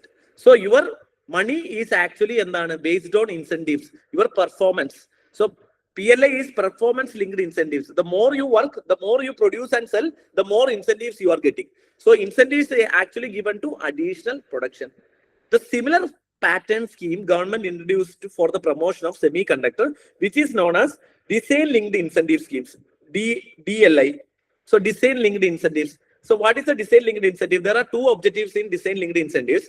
One is to make sure that new designs are coming up from the India. Okay. So they will promote building pudhiya designs and pudhiya research designs, chip designs India promote. അതേപോലെ തന്നെ അങ്ങനെ India കൊണ്ടുവന്ന് അതിന് eligibility കിട്ടുകയാണ് എന്നുണ്ടെങ്കിൽ ആ design ചെയ്യാൻ വേണ്ടി വന്നിട്ടുള്ളതിന്റെ 50% ഓഫ് ദ കോസ്റ്റ് ആര് കൊടുക്കും? ഗവൺമെന്റ് കൊടുക്കും. If it is approved, government will reimburse the 50% of the eligible product design cost. Okay, plus incentive scheme ആണ് അല്ലെ, PLI പോലെ തന്നെയാണ് ഞാൻ പറഞ്ഞു. അപ്പം ഇതെന്താണ്? ഡിസൈൻ ലിങ്ക്ഡ് ആണ്. ഡിസൈൻ എന്ത് ചെയ്യുന്നു? 50% കൊടുക്കുന്നു. ലിങ്ക്ഡ് ഇൻസെന്റീവ്സ് എന്താണ്? അതിന്റെ അടുത്ത 5 വർഷത്തേക്കുള്ള സെയിൽസിന്റെ 4 to 6% എന്ത് ചെയ്യും? അടുത്ത 5 വർഷം നടക്കുന്ന സെയിൽസിന് എന്ത് ചെയ്യും? എത്രത്തോളം കൂടുതൽ സെയിൽസ് നടത്തുന്നോ അത്രത്തോളം പെർസെന്റേജ് ഇവർ എന്ത് ചെയ്യും? ഇൻസെന്റീവ്സ് ഗവൺമെന്റ് കൊടുക്കും. So that more promotion of sale of Indian designed, Indian manufactured, Indian processed chips. Okay, India be going to be the next chip manufacturing hub ആക്കി ഇന്ത്യൻ എന്ത് ചെയ്യുക? മാറ്റുക എന്നുള്ളതാണ് ഇവിടുത്തെ ഐഡിയ. ഇനി ഇതിൽ ഇന്ത്യ ഫോക്കസ് ചെയ്യുന്നത്, there are two type of chips which you should remember. You don't need to know the technical details, but if the terms comes, അതെന്താന്നുള്ളത് നിങ്ങൾക്ക് എന്ത് ചെയ്യാം? വേണമെങ്കിൽ ഇൻഡിപെൻഡന്റ് ആയിട്ട് തന്നെ അങ്ങനെയും ചോദിക്കാം. എക്കണോമിക്സ് ഒന്നും റിലേറ്റ് ചെയ്യാതെ ഇതായിട്ട് ചോദിക്കാം. Which is known as mature node. Okay, mature node. Okay, class കഴിഞ്ഞപ്പോൾ ആരോ വരുന്നുണ്ടല്ലോ. Okay, so mature node. So mature node എന്ന് പറയുന്നത് എന്താണ്? Basically mature node is A chip. Basically എന്താണ്? ഇറ്റ്സ് ആക്ച്വലി കുറച്ച് ലാർജർ ചിപ്പാണ്. സൈസിൽ എന്തായിരിക്കും? Mature node is larger chip ആയിരിക്കും. സൈസിൽ എന്തായിരിക്കും? കുറച്ചുകൂടി വലിയ ചിപ്സ് ആയിരിക്കും ഉണ്ടാവുക. ഓക്കെ, സോ നമ്മളിപ്പോ ഫോക്കസ് ചെയ്യാൻ പോകുന്നത്, നമുക്ക് ഈ തായ്വാൻ ഉണ്ടാക്കുന്നത് കട്ടിംഗ് എഡ്ജ് ടെക്നോളജിയാണ്. ഏറ്റവും സ്മോളർ സൈസ് ഓഫ് ചിപ്സ് ആണ് തായ്വാൻ ഉണ്ടാക്കുന്നത്. That is very advanced technology. അത്രയും ടെക്നോളജിക്കലി നമ്മളിപ്പോൾ അപ്ഗ്രേഡ് ആയിട്ടില്ല. നമുക്ക് എത്താൻ കുറെ സമയം എടുക്കും. Okay, we do not have that early start. But what we can make, that traditional mature nodules നമുക്ക് ഉണ്ടാക്കാൻ പറ്റും. That is called a mature node. So India deliberately prioritizing older established mature node technology for power and analog chips ആണിത്. ഇതിനകത്ത് rather than directly competing the hyper advanced leading edge technology chips, അതായത് 2nm-ന്റെയും 3nm-ന്റെയും nanometre size ഉള്ളതാണ് Taiwan ഉണ്ടാക്കുന്ന സാധനം. That is hyper advanced leading edge എന്നാണ് അതിനെ വിളിക്കുക. ആ ചിപ്പിനെ വിളിക്കുക hyper advanced leading chips. Okay, പക്ഷെ നമുക്ക് എന്താ മതി? കുറച്ചുകൂടി, അതായത് 25nm ഒക്കെ വലുപ്പം വരുന്ന ബേസിക്കലി എന്താണ്? മച്ചുവർ നോട്ട്സ് ആണ് നമ്മൾ ഉണ്ടാക്കുന്നത്. എന്തിനാണ് നമ്മൾ ഇത് യൂസ് ചെയ്യുന്നത്? EV വെഹിക്കിൾസിന് ആൻഡ് റിന്യൂവബിൾ എനർജി. സോ ഇന്ത്യയുടെ EV vehicle and renewable energy മിഷനെ കൂടി സപ്പോർട്ട് ചെയ്യാൻ വേണ്ടിയിട്ടാണ് ഗവൺമെന്റ് എന്ത് ചെയ്തിട്ടുള്ളത്? നമ്മൾ try to produce mature nodes ആണ് നമ്മൾ എന്ത് ചെയ്യുന്നത്? പ്രൊഡ്യൂസ് ചെയ്യുന്നത്. മറ്റേ നോട്ട്സിന്റെ പേരെന്താണ്? Basically hyper advanced leading technologies ആണ്. ബേസിക്കലി ലീഡിംഗ് ചിപ്സ് ആണ് തായ്വാൻ പ്രൊഡ്യൂസ് ചെയ്യുന്നത്. ഓക്കെ, സോ ഇത് കാര്യങ്ങൾ എന്ത് ചെയ്യണം? നിങ്ങൾ ഓർത്ത് വെക്കണം. ഇനി ഗവൺമെന്റ് ഈ സ്കീമിന്റെ ബെനിഫിറ്റ് എന്താണ്? ഈ സ്കീമിന്റെ benefit is actually in align with India's demand for electrical vehicle, renewable energy, അതുപോലെ തന്നെ ടെലികോം സെക്ടറിനൊക്കെ എന്ത് ചെയ്യാൻ പറ്റും? ഇത് ബൂസ്റ്റ് ചെയ്യും. സോ അതുകൂടി വെച്ചിട്ടാണ് ബേസിക്കലി എന്ത് ചെയ്യുന്നത്? ഗവൺമെന്റ് ഈ പർട്ടിക്കുലർ സ്കീംസ് എന്ത് ചെയ്തിട്ടുള്ളത്? ഉണ്ടാക്കിയിട്ടുള്ളത് എന്നുള്ളത് ഓർത്ത് വെക്കുക. ക്ലിയർ ആണല്ലോ? ക്ലിയർ? ഇനി ഇതേ സ്കീം അല്ലെങ്കിൽ ഈ ഒരു പർട്ടിക്കുലർ ഇനിഷ്യേറ്റീവിനെ സപ്പോർട്ട് ചെയ്യാൻ നമ്മൾ പറഞ്ഞ അപ്സ്ട്രീം ചെയ്യണം എന്ന് പറഞ്ഞു. അപ്സ്ട്രീം എന്ന് പറഞ്ഞാൽ എന്താണ്? മൈനിങ് ചെയ്യണം, അത് പ്രോസസ് ചെയ്യണം, മാനുഫാക്ചർ ചെയ്യണം. അപ്പൊ നമ്മൾ എവിടുന്ന് മൈനിങ് ചെയ്യണം? നമ്മൾ ഇവിടുന്ന് തന്നെ മൈനിങ് ആസ്പെക്ട് കൂടി ഫോക്കസ് ചെയ്യണം. അത് മൈനിങ് ഫോക്കസ് ചെയ്യാൻ വേണ്ടിയിട്ടാണ് നമ്മൾ എന്ത് ചെയ്തു? We came up with another policy known as rare earth corridor policy. So rare earth corridor എന്താണ്? ബേസിക്കലി കേരളത്തിന് ഇപ്രാവശ്യം റയർ എർത്ത് കോറിഡോർ കിട്ടിയിട്ടുണ്ട് അല്ലെ? സോ റയർ എർത്ത് കോറിഡോർ എന്ന് പറഞ്ഞാൽ എന്താണ്? പ്രസന്റ് പ്രോബ്ലം എന്താണ് ഇന്ത്യയുടെ present problem means we are actually depended on China for critical minerals. Not only India, actually the global world, entire world is actually dependent on China. Because without China, nobody can live. US cannot live, Israel cannot live, Australia cannot live. No country can live without China because it's highly dependent for the critical minerals. And India is actually largest. India advantage എന്താണ്? Generic medicine. ഇതിൽ തന്നെ API, India's problem എന്താ? India is actually എന്താണ്? ഈ pharmaceutical ingredients എന്താണ്? Basically advanced pharmaceutical ingredients ന് India എന്താണ്? Basically ചൈനയുമായിട്ട് dependent ആണ്. So what we need to focus on? We need to ensure that ഈ റയർ എർത്ത് മിനറൽസ് എന്ത് ചെയ്യണം? നമുക്ക് ഡെവലപ്പ് ചെയ്യണം. Okay, why China is able to produce so much rare earth mineral? ഇന്ത്യയിലും ഉണ്ട്. പക്ഷെ പ്രോബ്ലം എന്താണ്? ഈ റയർ എർത്ത് മിനറൽസ് നമ്മൾ പ്രോസസ് ചെയ്യുന്ന സമയത്ത് പൊല്യൂട്ടഡ് ആവാൻ പാടില്ല. And for that we need to have huge processing capacities. China has invested lot of amount on processing capacity, and China is the largest processing capacity with respect to rare earth minerals. Okay, so അതിന്റെ ഭാഗമായിട്ട് ഇത് promote ചെയ്യാൻ വേണ്ടിയിട്ട് we have started rare earth corridor. ഈ corridor വരുന്നത് 4 coastal സ്റ്റേറ്റുകളാണ്. ഓർത്തു വെക്കണം, 4 coastal സ്റ്റേറ്റ്സിലാണ്. ഒന്ന് ഒഡീഷ, ആന്ധ്രാപ്രദേശ്, കേരള, തമിഴ്നാട്. ഈ 4 സ്ഥലങ്ങളിലാണ് ബേസിക്കലി എന്ത് ചെയ്യുന്നത് നമ്മുടെ ഈ റയർ എർത്ത് കോറിഡോർ ഉള്ളത് കേട്ടോ. സോ വേറൊരു കോറിഡോർ ഉണ്ട്, പൾസസ് കോറിഡോർ, അത് നമുക്ക് ഡിസ്കസ് ചെയ്യാം. ബേസിക്കലി എന്താണ്? ഒഡീഷ, കേരള, ആന്ധ്രാപ്രദേശ്, തമിഴ്നാട്. ഓക്കെ, ഈ 4 സ്ഥലത്താണ് എന്ത് ചെയ്യുന്നത് വരുന്നത്. എന്തുകൊണ്ടാണ് ഈ 4 സ്ഥലം ചൂസ് ചെയ്യാൻ കാരണം? ബിക്കോസ് ഈ 4 സ്ഥലത്തും എന്താണ്? ഇവിടുത്തെ ബീച്ചിലെ സാൻഡിൽ എന്തുണ്ട്? ബേസിക്കലി നമുക്ക് മോണസൈറ്റ് ബിയറിംഗ് ബീച്ച് സാൻഡ്സ് ആണ് ഇവിടെ കാണാൻ പറ്റുന്നത്. സോ മോണസൈറ്റ്സിന്റെ ഇൻഫ്ലുവൻസ് എന്ത് ചെയ്യുന്നത് ഈ ബീച്ചിൽ നമുക്ക് കാണാൻ പറ്റും. So this is kind of ഇത് വെറുതെ മൈനിങ് മാത്രമല്ല, this is an integrated approach ആണ്. ഈ റയർ എർത്ത് കോറിഡോർ എന്ന് പറഞ്ഞു കഴിഞ്ഞാൽ മൈനിങ് മാത്രം പ്രൊമോട്ട് ചെയ്യാനല്ല, ആക്ച്വലി എന്ത് ചെയ്യണം നോക്കിക്കേ, mining, processing, research and manufacturing of rare earth. Okay, അപ്പൊ റയർ എർത്ത് കോറിഡോർ മൈനിങ് മാത്രമാണോ? അല്ല, മൈനിങ് ചെയ്യും, പ്രോസസ് ചെയ്യും, റിസർച്ച് ചെയ്യും, മാനുഫാക്ചർ ചെയ്യും ഓഫ് ഇത് എന്താണ് റയർ എർത്ത് കോറിഡോർ ചെയ്യുന്നതാണ് ബേസിക്കലി എന്താണ് ഇത് ചെയ്യുന്നത്. So this is all of a integrated approach. This policy is also ensuring integrated approach. ഇതിന്റെ ഈ പ്രോസസ് ചെയ്യുന്നതിന്റെ അറ്റം തൊട്ട് ആര് വരും? നമ്മുടെ India semiconductor mission. Designs അവർ ക്രിയേറ്റ് ചെയ്യും, അവർ മാനുഫാക്ചർ ചെയ്യും, ബാക്കി സാധനം കണ്ടോ. പോളിസീസ് എന്താണ്? എല്ലാം ഇന്റഗ്രേറ്റഡ് ആക്കിയിട്ടാണ് ഗവൺമെന്റ് ഇപ്രാവശ്യം പോളിസി ഉണ്ടാക്കിയേക്കുന്നത്. അപ്പോൾ സ്വാഭാവികമായിട്ടും എല്ലാ പ്രോസസ്സും എന്ത് ചെയ്യുന്നു കൃത്യമായിട്ട് പോകാൻ വേണ്ടിയിട്ടാണ്. Okay, and this particular policy is okay. So ഇങ്ങനെ എന്ത് ചെയ്യുന്നു? ഇന്റഗ്രേറ്റ് ചെയ്ത് നമ്മൾ എല്ലാ സാധനവും ഇങ്ങനെ പ്രോസസ് ചെയ്യുന്ന സാധനത്തിന്, അതായത് ഒരു സ്ഥലത്ത് പോയി നമ്മൾ അവിടെ മൈനിങ് ചെയ്യുന്നു, പ്രോസസ് ചെയ്യുന്നു, റിസർച്ച് ചെയ്യുന്നു, മാനുഫാക്ചർ ചെയ്ത ഒരു പ്രോസസ് അല്ലേ. ഇങ്ങനെ നമ്മൾ ഒരു സാധനത്തിന്, ഒരു റയർ എർത്ത് മിനറലിനെ പ്രോസസ് ചെയ്ത് എടുക്കുന്ന കോൺസെപ്റ്റിനെയാണ് നമ്മൾ എന്ത് വിളിക്കുക? മൈൻ ടു മാഗ്നറ്റ് ബെൽറ്റ്സ് എന്ന് വിളിക്കുക. സോ ദിസ് ബെൽറ്റ് ഓർത്ത് വെക്കുക, mine to magnet. We already have mine to magnet belts. Okay, സിനി ബേസിക്കലി എന്താണ് മൈൻ ടു മാഗ്നറ്റ് ബെൽറ്റ് ഓർത്ത് വെക്കുക. മിനറൽ റിച്ച് കോസ്റ്റൽ സ്റ്റേറ്റ്സ് ആണ്. ഇവിടുത്തെ ബീച്ച് സാൻഡ്സിലൊക്കെ നിങ്ങൾക്ക് പോയി കഴിഞ്ഞാൽ, കേരളത്തിലൊക്കെ ഇപ്പൊ നിങ്ങൾ ഇവിടെ കോവളം ബീച്ച് അവിടെയൊക്കെ പോയി കഴിഞ്ഞാൽ നിങ്ങൾക്ക് മോണസൈറ്റിന്റെ ഡെപ്പോസിറ്റ്സ് ഉള്ളതിന്റെ ഒരു എവിഡൻസ് നിങ്ങൾക്ക് കാണാൻ പറ്റും. ഇനി ബേസിക്കലി മോണസൈറ്റ് ബിയറിംഗ് സാൻഡ്സിന്റെ പ്രത്യേകത എന്താണ്? ബേസിക്കലി ഇത് ഓർത്ത് വെക്കുക.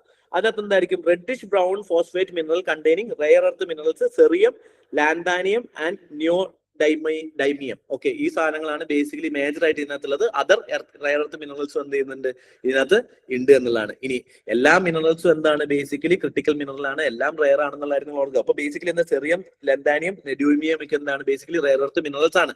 ഇനി പക്ഷേ ഇവിടെ ചെറിയൊരു പ്രോബ്ലം ഉണ്ട്. ഈ മോണസൈറ്റ് നമ്മൾ ഇതിൽ ഇപ്പം നമ്മൾ എന്ത് ചെയ്യുന്നു?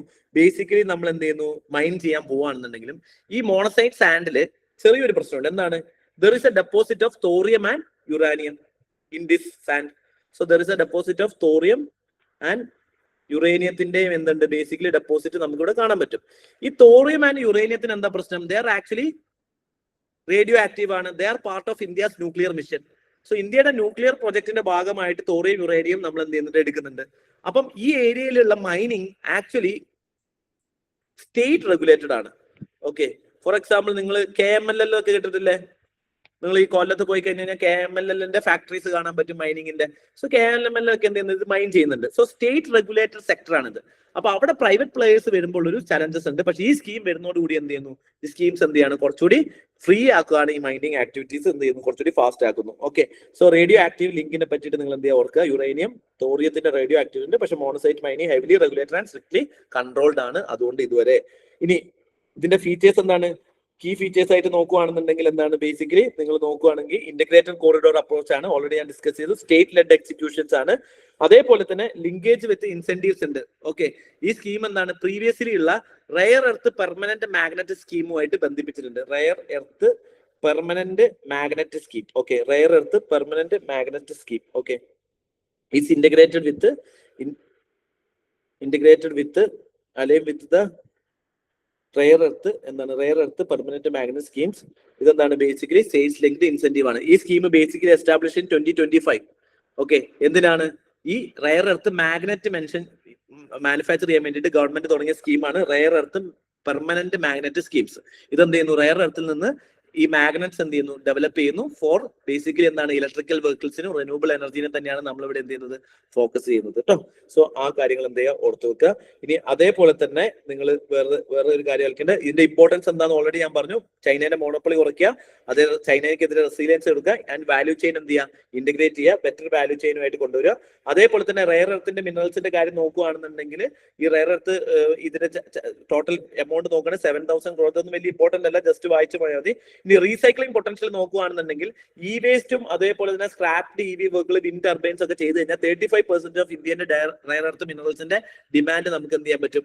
അവിടുന്ന് തന്നെ മീറ്റ് ചെയ്യാൻ പറ്റും എന്നാണ് ബേസിക്കലി എന്ത് ചെയ്യുന്നത്? എക്സ്പേർട്സിന്റെ വ്യൂ പോയിന്റ്. ഓക്കെ, സോ ഇത്രയും സ്കീംസ് ആണ് നമ്മൾ എന്ത് ചെയ്യുന്നത്? ഇത്രയും സ്കീംസ് നമ്മൾ ജസ്റ്റ് തുടങ്ങിയതേ ഉള്ളൂ. ഇനി കുറച്ചുകൂടി നമുക്ക് മാനുഫാക്ചർ സെക്ടറിൽ we need to discuss about few more schemes with respect to rare earth. Then textile industry, one of the key industry, and health industry we need to discuss. There are schemes like Shakti, biopharma schemes.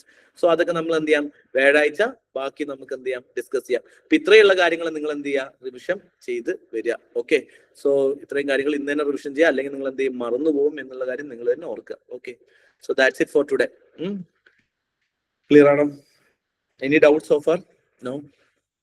Okay, അപ്പൊ ബാക്കി നമുക്ക് വ്യാഴാഴ്ച discuss ചെയ്യാം. Thank U.